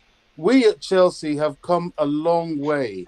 We've gone beyond all this looking at people for how they look and casting judgment on them simply because of the way they look rather than anything else. That's what drove the guy away in the first place. I do a bit of security sometimes at Chelsea. I saw the security, extra security, that had to be given to him at certain points because of fans like that fan writing that nonsense about this guy. And I'm fed up with it. We've been through this before. I don't want us to go through it again. There's a word for that, which I don't want to repeat on this channel. And there are Chelsea fans that need to get their head out of that. But anyway, I just, I hate that sort of negative bias towards people for obvious reasons. We should be fighting against racism and not embracing it. Yeah. So, Bobby, quickly, your thoughts. I think you made a great point on Keylor Navas. If anybody else has looked it up, I'm looking at something that I found. I looked it up. Yeah, he he's on earns 230 a week. 52,000. How Navas much? is on 230k euros No, a I'm week. seeing how much is 52,000 euros a week? I'm looking at different thing here. Let me look at another place. If somebody else can help us look somewhere else to see. I looked at multiple. He earns 12 million a year. He earns more than Kepa. He's on a good wage. There you go. I'll be surprised if he leaves. That's a problem, isn't it? That is a major, major, major problem. And there are people that have said that, look, perhaps if, and that's a big if, Kepa does leave, we may need to look at somebody of a younger age, less experience, and go with it simply because of the wage issue. I can't see Chelsea, especially with this new owners, wanting to pay. What does Kepa earn? Is it 170? That is a lot of money for a goalkeeper. Yeah. That is a lot of money for a goalkeeper. Yeah, and Mendy's going to demand more than that, and rightly so. Yep, and I alluded to that too, given if Kepa is earning more than him, so when it comes time to renew his contract, he will most likely demand more than what Mendy is earning. And again, I appreciate that great input. I think you made a very good point there, but it's important that we look at it. Because the other day when we talked about it, the focus of everybody that talked about him is the fact that he's fallen out with Donnarumma and the fact that he will be unhappy and would want to leave. And I think, how much did you say again, Declan? 230 euros. Yeah, that's quite a lot. I'm saying 150 somewhere, 197 somewhere else. But that's, by the way, I think 230k is at least about 200k pounds. So that's a lot of money. I checked another site that said 12 million, which comes to about similar money. 12 million a year. Yeah, that's quite a lot of money. So I want to ask a question. Zane Burton, is it Max's son? I think Zane Burton is Max's son. And again, I appreciate you coming around and saying hello. Nice to see you. I hope you're doing well. And please say hello to your dad for me. Again, a brilliant channel. You should go check out Burton Ballers. I can't pronounce that name correctly. I think great channel. And I think Max himself, you could say he is a Chelsea encyclopedia in terms of the history of the club, the players the club have signed, sold, and to what clubs. Trust me, he knows football, especially from the perspective of Chelsea Football Club. So, Zane, nice to see you here, and I appreciate you finding time joining the conversation. Even if it's say hello, that means quite a lot to me. Now, Bobby have spoken. I'm going to come to you. Tobago, you still on the panel? Okay, let me start with Nick. Nick, you go ahead. Tell me what you think about Keylor Navas. Nick, are you still there? I'm guessing probably because it takes time to unmute when you're using the phone. So I'm going to go to anybody that's ready to talk. And Tobago, we're hearing some noise when you unmute. No, your sound is not okay. Yeah, it's fine now. Can you hear me now? Hey, coach. Yeah, but Coach, I got ahead of. I really appreciate you giving me the time to come on here. God will bless you, man. I swear to God. no worries, brother. I will always send you the link so that whenever you have time, you can jump on. So probably during the week or so, if I have time, I'll come and join your panel. God bless you. Thank you very much. Thank you. Everybody God bless you panel, too, brother. take it easy. You guys have a lovely day, man. Take it easy. You too, brother. You too. Go ahead. Tobago, come closer to your mic. Maybe that will solve the problem. You can hear me now? Yeah, we can hear you. Yeah, go ahead. Yeah, about Keylor Navas. He's a good goalkeeper, but first I have an issue with his wages. Also, he's 35 years old. So I know we need experienced players in our squad, but at that age, it's close to retirement. It's like we're going to buy him and so that he can easily retirement at Chelsea. So we don't want that. Yeah, that's a brief one. You were prepared again. You don't want to even give him a chance. Ty, I don't know if you're ready. If not, Nick, let me know if you're ready. If not, if Nick isn't ready, Declare. Yeah, you haven't said. Okay, go ahead, Ty. Yeah. Are you not hearing me?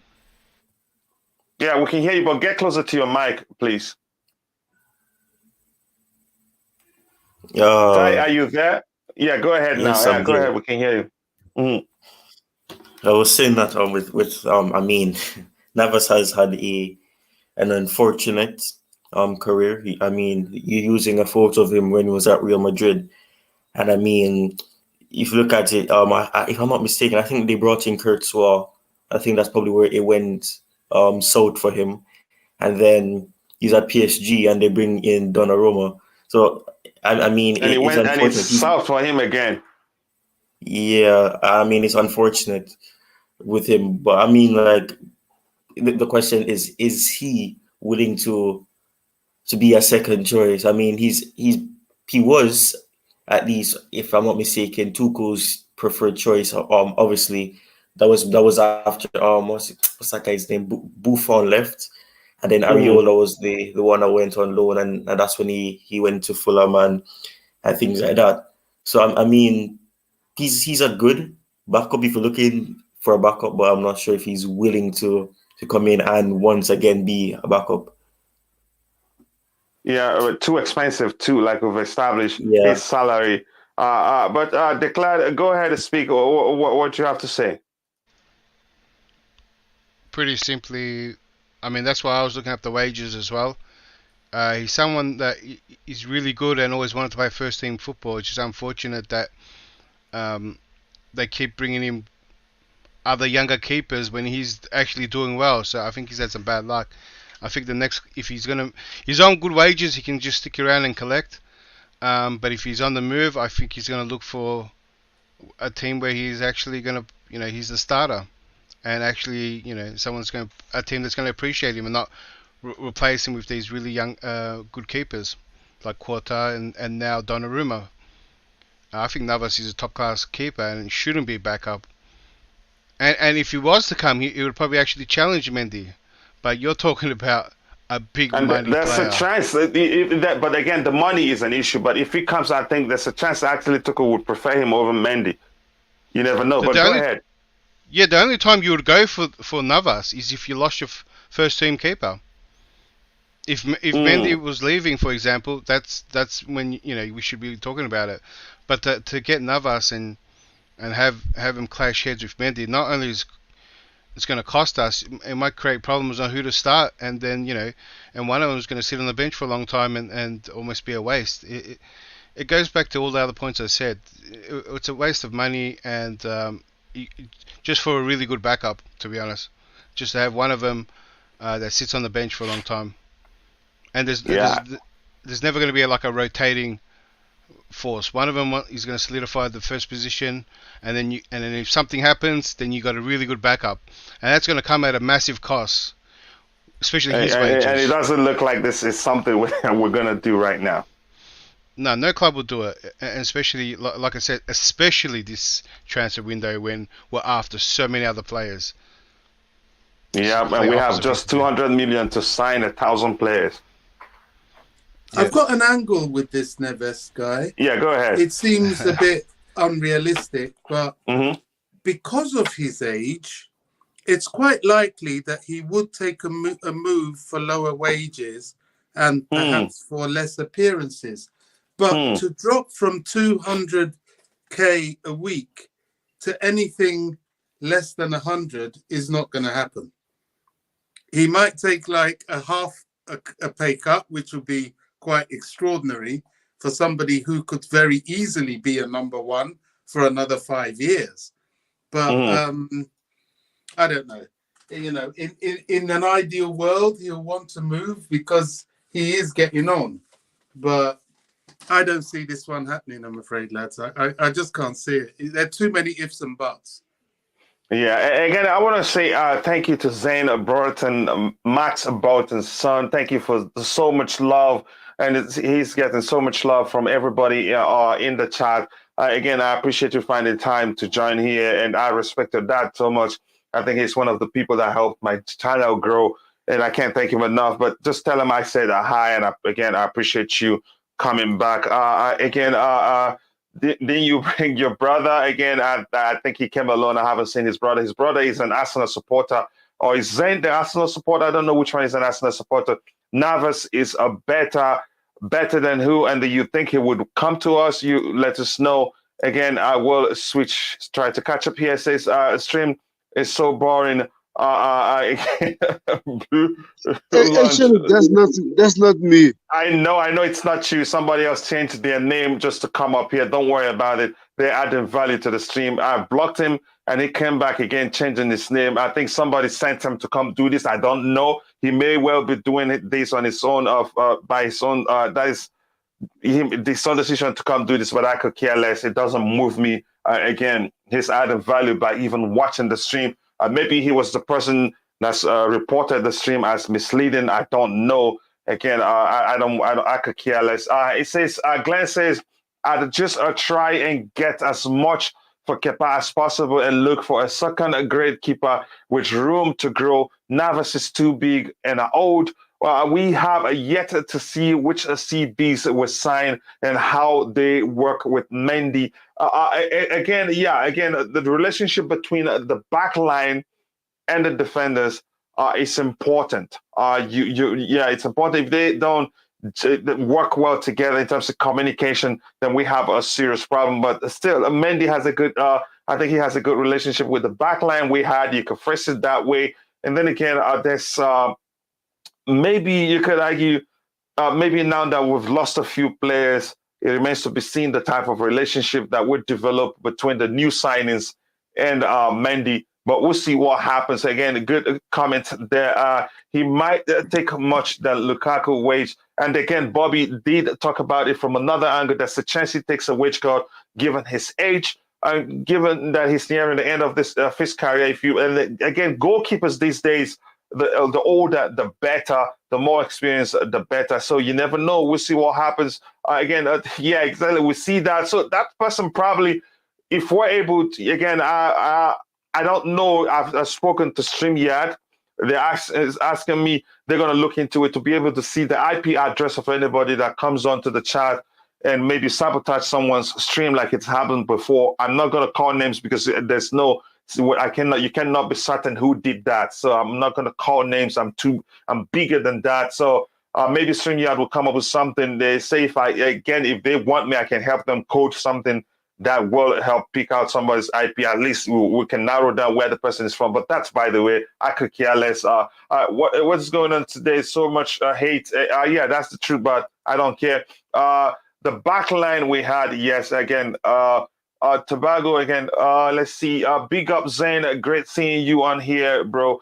Tell your dad and bro, hello for me. Yes, tell him we love them both, and we're saying hello to them. So I'm going to come back to the panel quickly. Nick, tell us what you think about Keylor Navas. Again, we've established he's on a very high wage, and Bobby did make an important point, seeing it from another angle. Given his age, he may well take a pay cut. So, Nick, tell us what you think. Yeah, he is a good goalkeeper. I've seen him. When I've seen him, he's good. But for me, like you know, I want Nick Pope. If we're gonna get a goalkeeper, I want Nick Pope really above Neves. Yeah, but let us know what you think overall about Keylor. Yeah, he's a good goalkeeper. What I've seen of him, you know, when I see him, he's good. But you know, the difference is with you know, an English Premiership goalkeeper is the experience in the Premiership, the know-how. You know, like Pope, he knows all the players, the attackers. I mean, he knows all the opposition. Never, you know, it's going to be something new to him, and it's going to be, you know, it doesn't always happen like when a foreign goalkeeper comes into a side and hits it running. You know, it could go wrong. I know age doesn't matter. Age is not a thing for goalkeeper. The older they are, the better. You're right. The older, the better they are. But you know, I just think he's not Premiership. He doesn't know about the Premiership. That's what I prefer Nick Pope above right now above anyone, and he could really give Mendy a big competition. That's what I want to see. Yeah. You know, what can I say about Neves? He's good, but not as good as Pope. Not for me. Yeah, and he has the winning mentality. The fact he's won the Champions League 3 times, I think, all of which were under Zinedine Zidane. He did quite well, and you could argue. Some say he's the reason Zidane didn't want to sign what's his name, Kepa then. But again, that's another argument for another day. I'm going to come back to the panel. I think has anybody on there haven't? I think we've all talked about Keylor Navas. Bobby, I'll start with you again. This man here on the screen, I think he can do better than Leicester City, if you ask me. And I don't think he's on the high wage. He'll come on the cheap too. As you talk, I will find out its transfer fee for you. Kasper Schmeichel? Yeah. Kasper Schmeichel is a very good goalkeeper. In fact, before we got Mendy, he was somebody I was hoping we might be able to tempt out of Leicester. The thing with Kasper Schmeichel is he comes from a big name. You know, his father was a big name. He himself is a big name, Denmark #1. You know, he's an excellent keeper. Not particularly big for goalkeepers, but big enough. I think it's about 6'3", 6'4", thereabouts. Will he come to compete with Mendy? I'm not so sure. I think Kasper would want more guarantees because, you know, we may not think Mendy's that good, but I can assure you people from the outside looking in will think twice before they want to come and compete with him. So Kasper, borderline with that one. I'm not sure he'd want to come and basically be a #2 anyway. Yeah, Ty, are you available? If not, Nick, let me know your thoughts on Kasper Schmeichel as an option. Are you hearing me? Yeah, okay, Ty, go ahead. Yeah, go ahead, Ty. Yeah, this sometimes my mic is taking long to unmute. Anyways, Kasper Schmeichel, and I mean, Bobby just said something that is 100% true.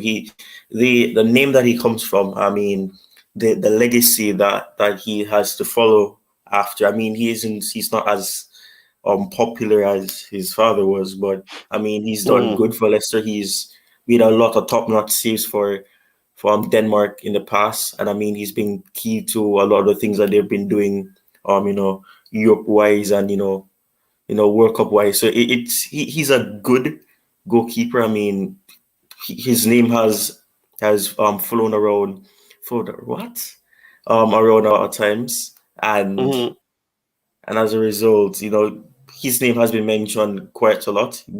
But I mean, he would be an interesting prospect to look at. But I mean, the thing is, he's starting for Leicester now. Will he be accepting 10 games, 12 games a season. I'm not sure about it, but he's a good prospect. And I mean, if he's willing to, to not really, to do what I can't even speak, man, to accept less games. Because obviously he's getting older as well. I think he's close to 30 or he's 30. So I mean, as a result, he may, want to end off, the years that he has left on a high.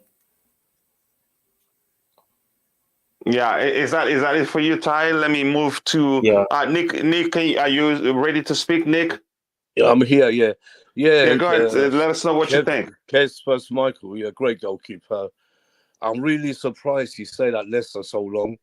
He had, he could have gone to any big club and be the number one.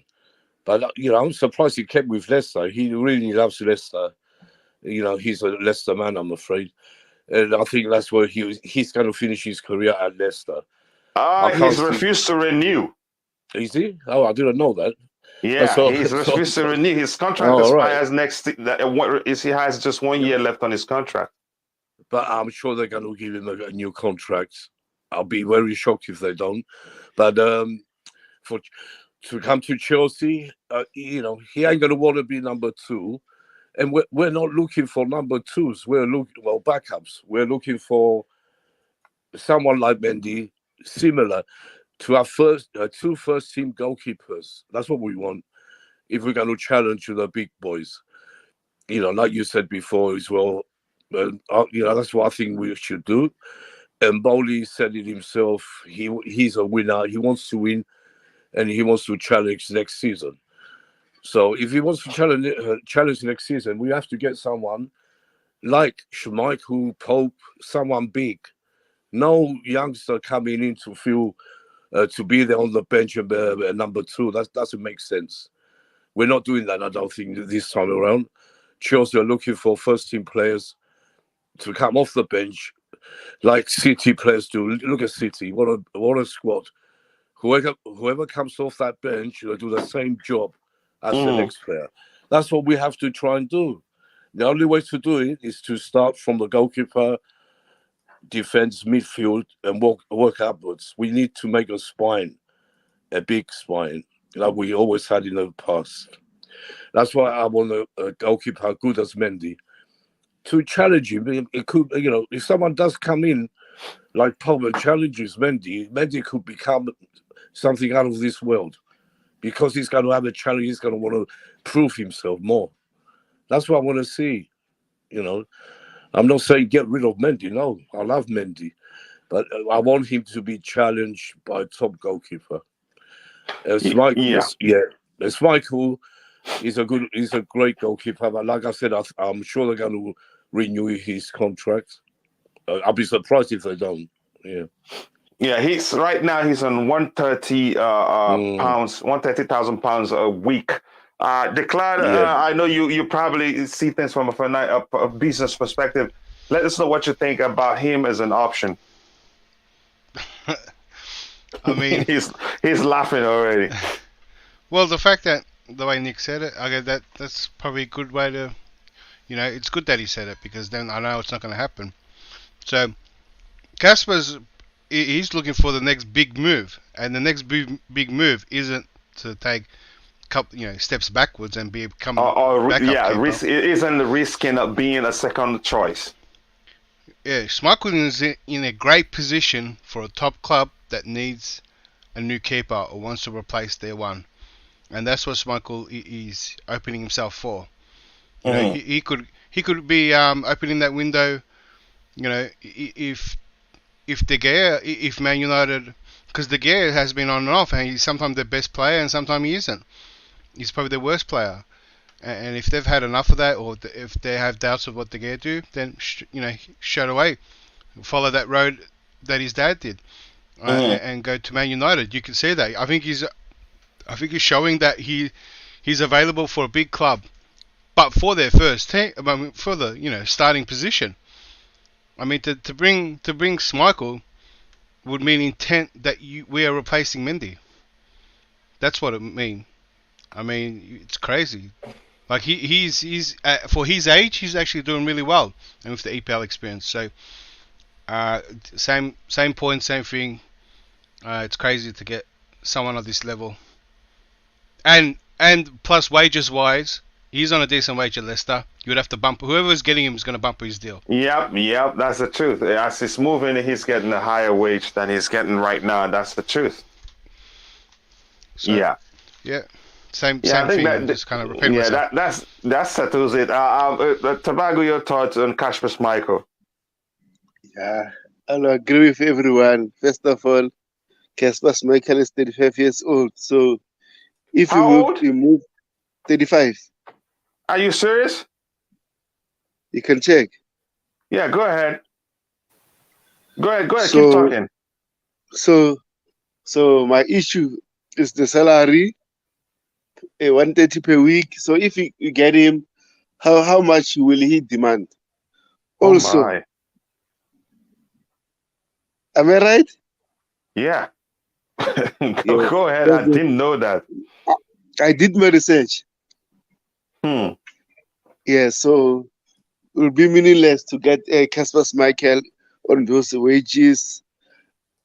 So yeah, I'll just support everyone what they said about Kasper Schmeichel. I won't say anything more, but my problem is the age only, and no, the wages. That's it. Yeah, I want to try and see it from the way Bobby, what Bobby did in the case of Keylor Navas. He may well be open to taking a wage cut to move to a bigger club, and get a chance to compete in bigger competitions. I guess that's me. So, but we're going to move straight. Yeah, go ahead, sorry, Bobby. if I can just add to that, there's a difference with Kasper Schmeichel. Kasper is going to be like Edwin van der Sar, who moved at about the age of 35 or so to Man United and probably had the best part of his career, to be honest. Kasper Schmeichel is too big a name. He's going to be a big name till he's probably close, heading towards 40 because of what his father was. And indeed, because of what he's doing. Remember, that's Denmark #1 we're talking about there. That's a good goalkeeper. So he's not somebody that is lesser known, and he's Premier League proven. He shouldn't even be on that list. He's too good, to be honest. Yeah, he's that good. And again, let's see where he moves because he's refused to renew and he has just a year left on his contract. Tobago, let's touch you quickly on the final guy we have on the list. And if you ask me, I'd say this is looking more likely like the guy we'll get, Neto of Barcelona. I've already heard that we're saying, okay, if they want Marcos Alonso, then they'd have to give us Neto. Or if they, again, I've heard that argument before, even if they want, what's his name? Sorry, Cesar Spilicueta. So let me start with you. Let me know what you think, Tobago. To be honest, Neto, yes, I'll take him because we'll be sort of a sub team. No need to put no need to spend money on him. Will be sort of a sub deal for us, and then it's any less than 100K, so it will be better for us in terms of wage structure. So I will take him.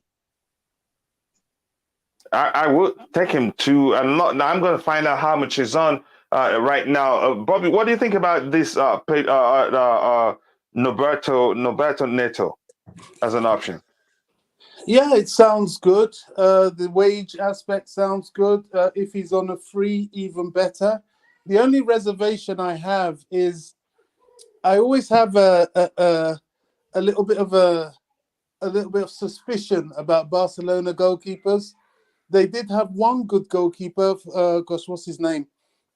The guy that was there during the Ronaldinho days and that. Then he moved. He later came to Manchester United, right? Yeah, and then he was absolute pants. I've forgotten his name. Yeah, I'm just getting older.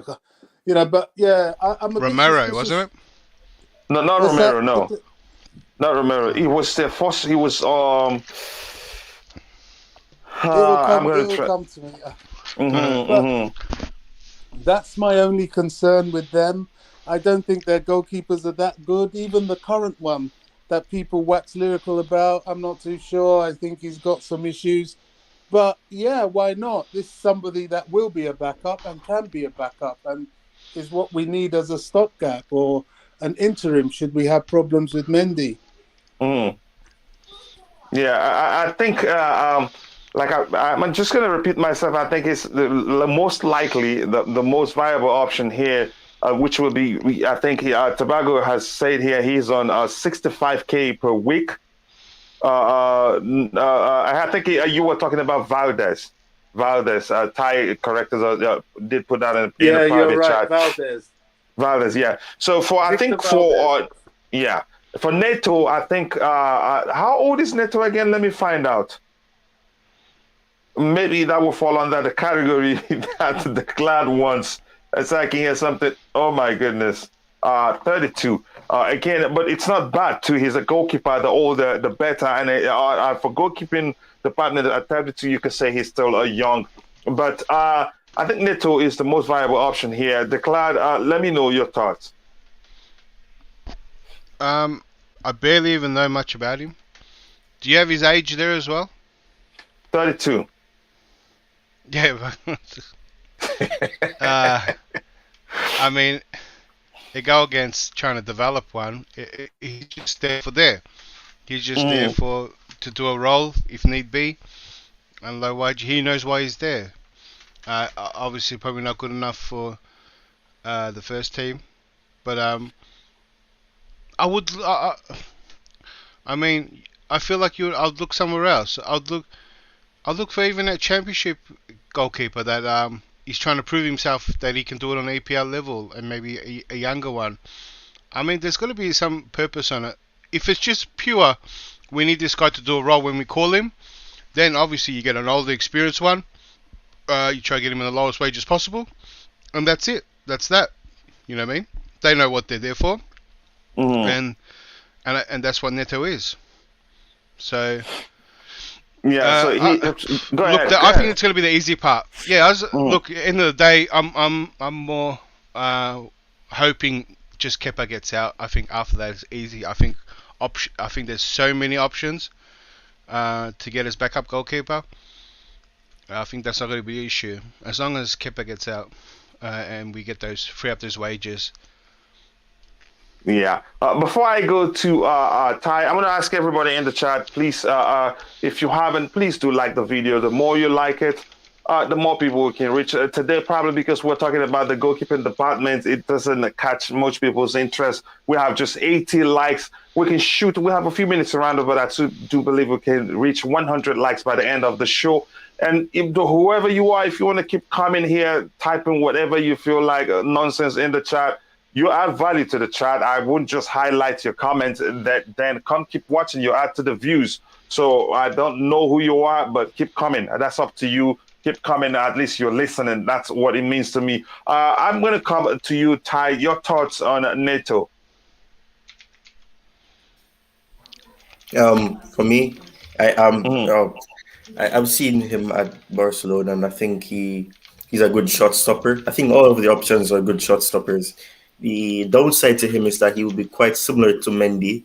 He's not really the greatest at penalties, so he stopped only 4 penalties from a total of 41. Because I remember that he played what's that competition called in La Liga in the Spanish league? I remember their domestic cup. I don't remember what it is, but I mean they went to penalties and they weren't able to. He was able to stop any penalties because of it. But I mean, he's a good shot stopper. He's in the 30s as well, like all the other options.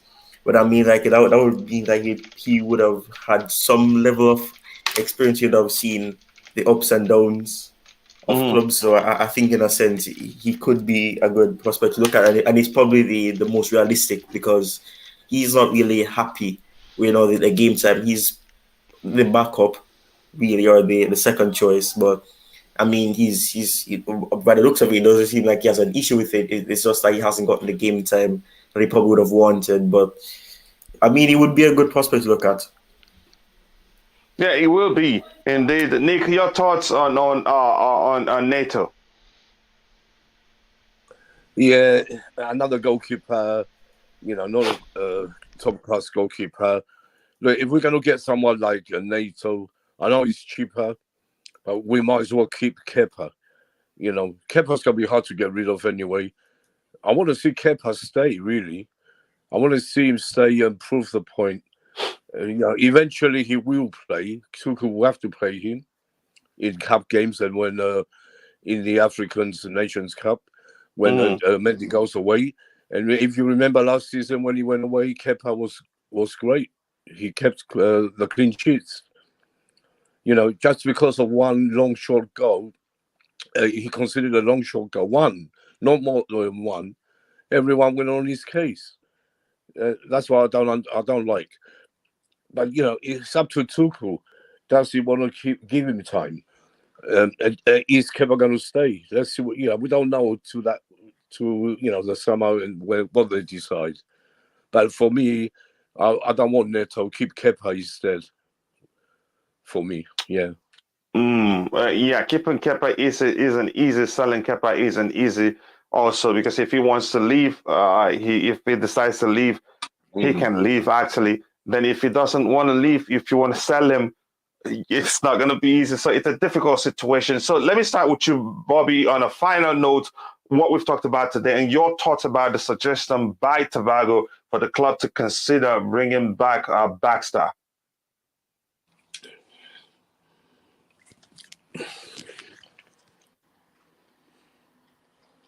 You there, Bobby?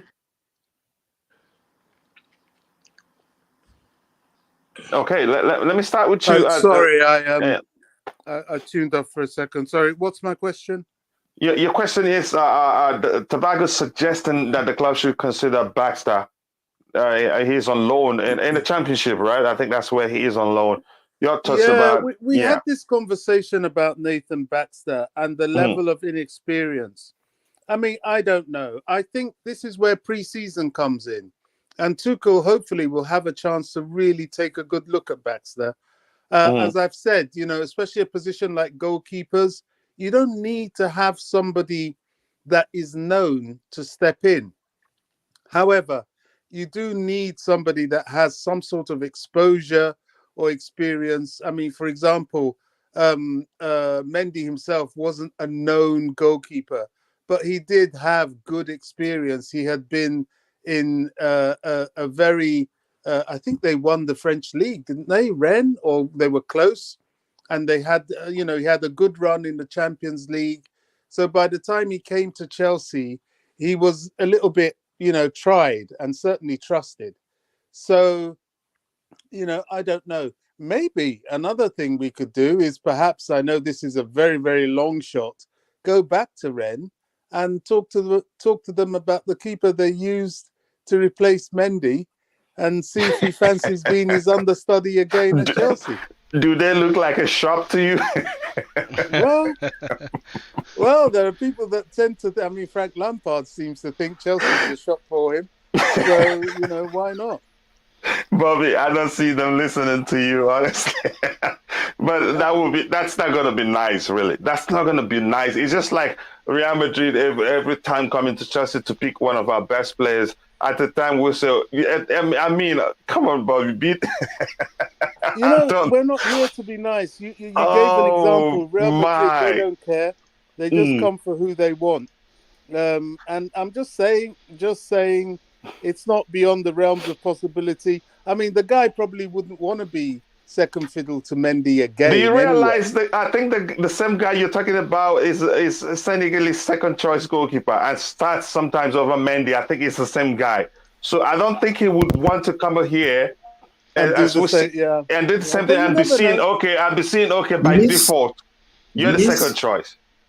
Yeah, the Rennes goalkeeper, isn't he the current second goalkeeper for Senegal? Yes, he is. Yeah. There's another one. His name is Gomez, I think it is. Yeah, so I don't think it will happen. Yeah, I don't think he'd agree where he's number one, leave it to come where he probably never got a chance to become the first choice. Yeah. And then the national team goalkeeper will say, okay, you see, by default, you're the second choice goalkeeper. So again, but is this so funny how Bobby suggested going back there, to go get the same product? Lille's goalkeeper isn't bad. He might want to come and do that. There are options anyway. But Nathan Baxter, answering the question, I think he would need a good pre-season to really, really prove himself. And I think his destiny is probably, if possible, because the goalkeeping position is very hard to fill, is very rare to get. He may need another loan to perhaps maybe a championship team, or if we're very, very lucky, a Premier League team. Yeah. So while I'm with you, again, I've gotten your final thoughts. All of the goalkeepers we talked about, which one of them do you think is the most viable? And by the way, looking at the poll we have, I put out a poll asking what goalkeeper should Chelsea go for. 34% says Nick Pope. Keylor Navas, 38%. Norberto Neto, 7%. And Kasper Schmeichel, 22%. So Keylor Navas actually overtook Nick Pope because Nick was 50-something while others divided the remaining number.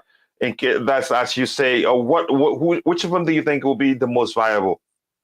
Well, I'll say this. If Kepa's deal has created a situation where our goalkeeping wage structure is going to have to be broken, and we end up with goalkeepers earning over 100K a week, which I think is rather much, then Keylor Navas will have to be the choice.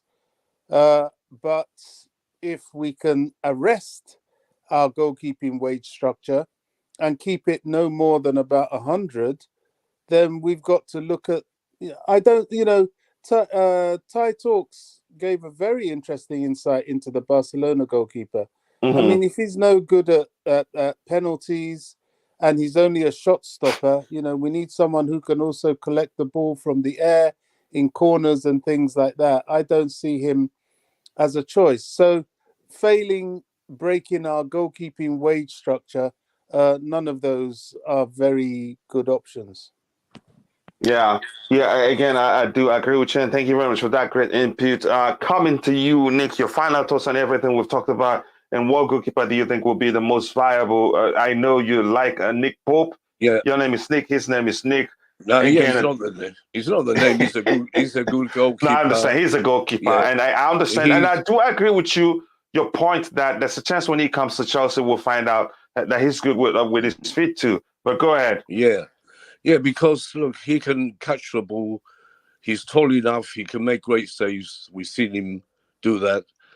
And for me, he beats Navas by a long way, a very long way. Navas is not the player for Chelsea. Pope, Premiership experience, like I said before, we're playing with Burnley. He gets enough experience from that, facing all the forwards we have. So he's the only choice for me if Kepa wants to leave. If Kepa goes, we don't know what's going to happen. But if there's any goalkeeper to come to Chelsea, it's him. Forget Navas, forget all the others. They're not good enough. Baxter is too young. And we don't want anyone coming in. Like what we've been saying, we don't want backups. If we want first team on the bench, we have to have a first team goalkeeper as well. To give, like I said, to give Mendy competition and maybe make Mendy better, make him fight for his place. Not like last season, near the end of the season when he took it for granted that he won't be dropped, and he didn't get dropped when he should have. So that's the thing. So, forget all these youngsters and third-rate goalkeepers. They're not for Chelsea. Yeah. Tabaka, I don't know if you didn't tell us, or did I ask you which of the goalkeepers you think will be the most viable, and your final thoughts on everything we talked about today? Thank you all. First of all, thank you for having me. Great stream. No, thank you for all your support, bro. I appreciate you. We've reached 2,000 and I think 15 subscribers right now, and it would not have been possible without people like you. So go ahead, brother. Yeah. So in terms of what we talked about, to be honest, I will go for Nick Pope. As I said, we need a goalkeeper that have a Premier League experience. So if you need a backup goalkeeper, Nick Pope won't be a bad choice. And then he might just give Mendy a problem there, fighting for first place. So, but in terms of what Ditler said, if you don't need to buy a goalkeeper, whether I get someone who's young, who's willing to fight, and then that's why I suggested Nathan Baxter. But anyway, it's up to the ball to just wait and see what will happen. But Nick Pope will be my choice. Nick Pope would be your choice, and you think it's the most viable of the 5 goalkeepers or 4 goalkeepers we talked about? Yeah, because like Bengals is relegated, so and also it's only his last contract, right? Last 1 year. I'm not sure. Left on I his can check contract. quickly. So Yeah, go ahead, but I'm sure you're correct. Yeah, so will be cheaper for us to get him. Yeah, again, let's see what happens. Again, he will be considering his England future. I know Bobby alluded to the fact he's England's second choice, and again, may well want to come to Chelsea. Again, how old is he? Does anybody He's 30, coach, I think. 30. Is he 30? Okay. Okay. Yeah. Again, he's still at a very. You could say his age isn't bad at all. But again, we shouldn't even be. Age shouldn't be a factor when you talk about goalkeepers. Given in recent years, we've seen how well goalkeepers do. It looks as if again, the older they are, the better. But that's by the way. Recently, wasn't it Buffon that went to? Was it? Did he go? He went to PSG, right? Or what club? He was at PSG at one point at 40 something or so. Correct me if I'm wrong. Again, another excellence. I want to recognize the presence of DJ's brother, who's his excellent stream. From what I watched from, as always, thank you very much, bro. I appreciate that. And thanks to all those in the panel and everybody in the chat for brilliant inputs. That's why the Blue Morning Show is unique. Another excellent stream, coach. Have a nice day. You too, brother. And again, coming to you, Ty, your final thoughts. And which of the goalkeepers we talked about today do you think will be the most viable to get? Yeah. First of all, congratulations on 2020. It was coming. Thank you very much. I appreciate that, brother. And thanks to you for always being available. Yeah, and it was a good discussion. Obviously, it was hilarious to see that you have Nick Pope and Nick Blue. So one of these days you could just say Nick, and then people gonna mix up with which Nick you're talking about. But yeah, I'm thinking it's gonna be Nick Pope though. I think Nick Pope is probably the best option because he's probably the cheapest in terms of wages that you could probably look to bring in, and I mean it would be good because that means that he would at least get some game time in the Premier League instead of having to be playing the Championship, because I think he probably can perform better than being a Championship goalkeeper. So it probably would be the best option. Yeah, I do agree with you. It's been a brilliant show. And from everything we'll talk, I've come to declare to be a bit, I think the signs are, I think Nick Pope is looking the most likely, except if the club decides to do player exchange with Nick, with Neto and Barcelona, that changes everything. But for Nick Pope, I think he's looking like the most viable. And Bobby, have I gotten your final thoughts and which of the goalkeepers you thought would be the most viable to get? I think I have. He was the first, right? Yes, he was the first.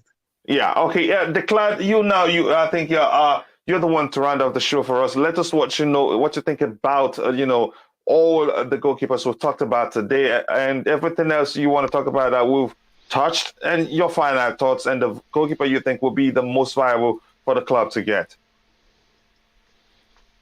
Well, yeah, like everyone was saying, big up everyone, and there's going to be a lot more of these discussions on players, I feel. Yeah. The next tomorrow's Blue Morning Show will be on the defensive area, which is a big one. A big one, yeah. Yeah, that we already lost players there, and that's going to be pretty priority. Yeah. But with the goalkeeper, I can't say these names. I think it's if we were in that position where we need to get a keeper to play second field to Mendy, it's going to be someone that you might have to Google when you see his name. So it's going to be one of those. You might have to watch videos and see who this person is. And so so I don't see any of these keepers viable on a financial sense, especially when we're going to spend so much, and especially our wages are pretty high at the moment, and they've already said they're going to sign Reece James and Mount, and Chalobah already signed, and Mendy needs to resign. He's on an academy wage, to be honest. So in this whole situation where we're talking about buying a keeper, we also have to re-sign Mendy as well on a bigger wage. So something's got to give. We need players off this wage bill that aren't pushing earning their keep, to be honest. And I don't see none of these keepers viable on a financial sense. If we get any of them, they'll actually be probably too good as a backup keeper. Just the same way we're in the same situation now.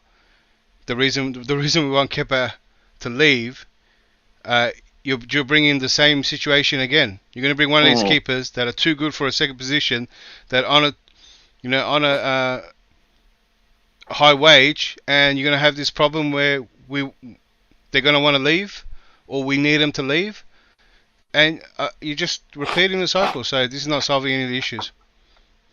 Yeah. Again, let's see what happens there. But the truth remains, if Kepa eventually leaves the club, we definitely need a replacement. With that, we've come to the end of today's Blue Morning Show, and I want to thank everybody on the panel. You can see their Twitter handles. Please go and follow them. We have Tobago, we have Bobby Smoky Signals, we have Nicholas, we have Ty Talks, we have The Clad, and these are all the Twitter handles. If you search for Smoky Signals, I think you will find Bobby, and he uses the same image for his Twitter. Please go give them a follow. And again, be sure to go check out Ty Talks CFC YouTube channel. Make sure to subscribe. Great content. He knows football very well, and I know you can see that by yourself when you hear him talk about Chelsea Football Club. Again, thank you to everybody on the panel. Thank you to those in the chat. Thank you to Liam, DJs for finding time to join, and Button Baller Son, who joined us today. Nice to see you here. I appreciate you finding time to join. And like I said, say hello to your dad for me. Kronos Dan, I appreciate you. True Blue, Glenn, Just Viola, the queen of the house, everybody else. And apologies if I miss your name because I am only human. And with that, again, we've come to the end of the show. I've said that like 10 times, but my screen is unfortunately frozen. See you guys tomorrow for another Blue Morning Show, when we will try and find capable defenders for the club.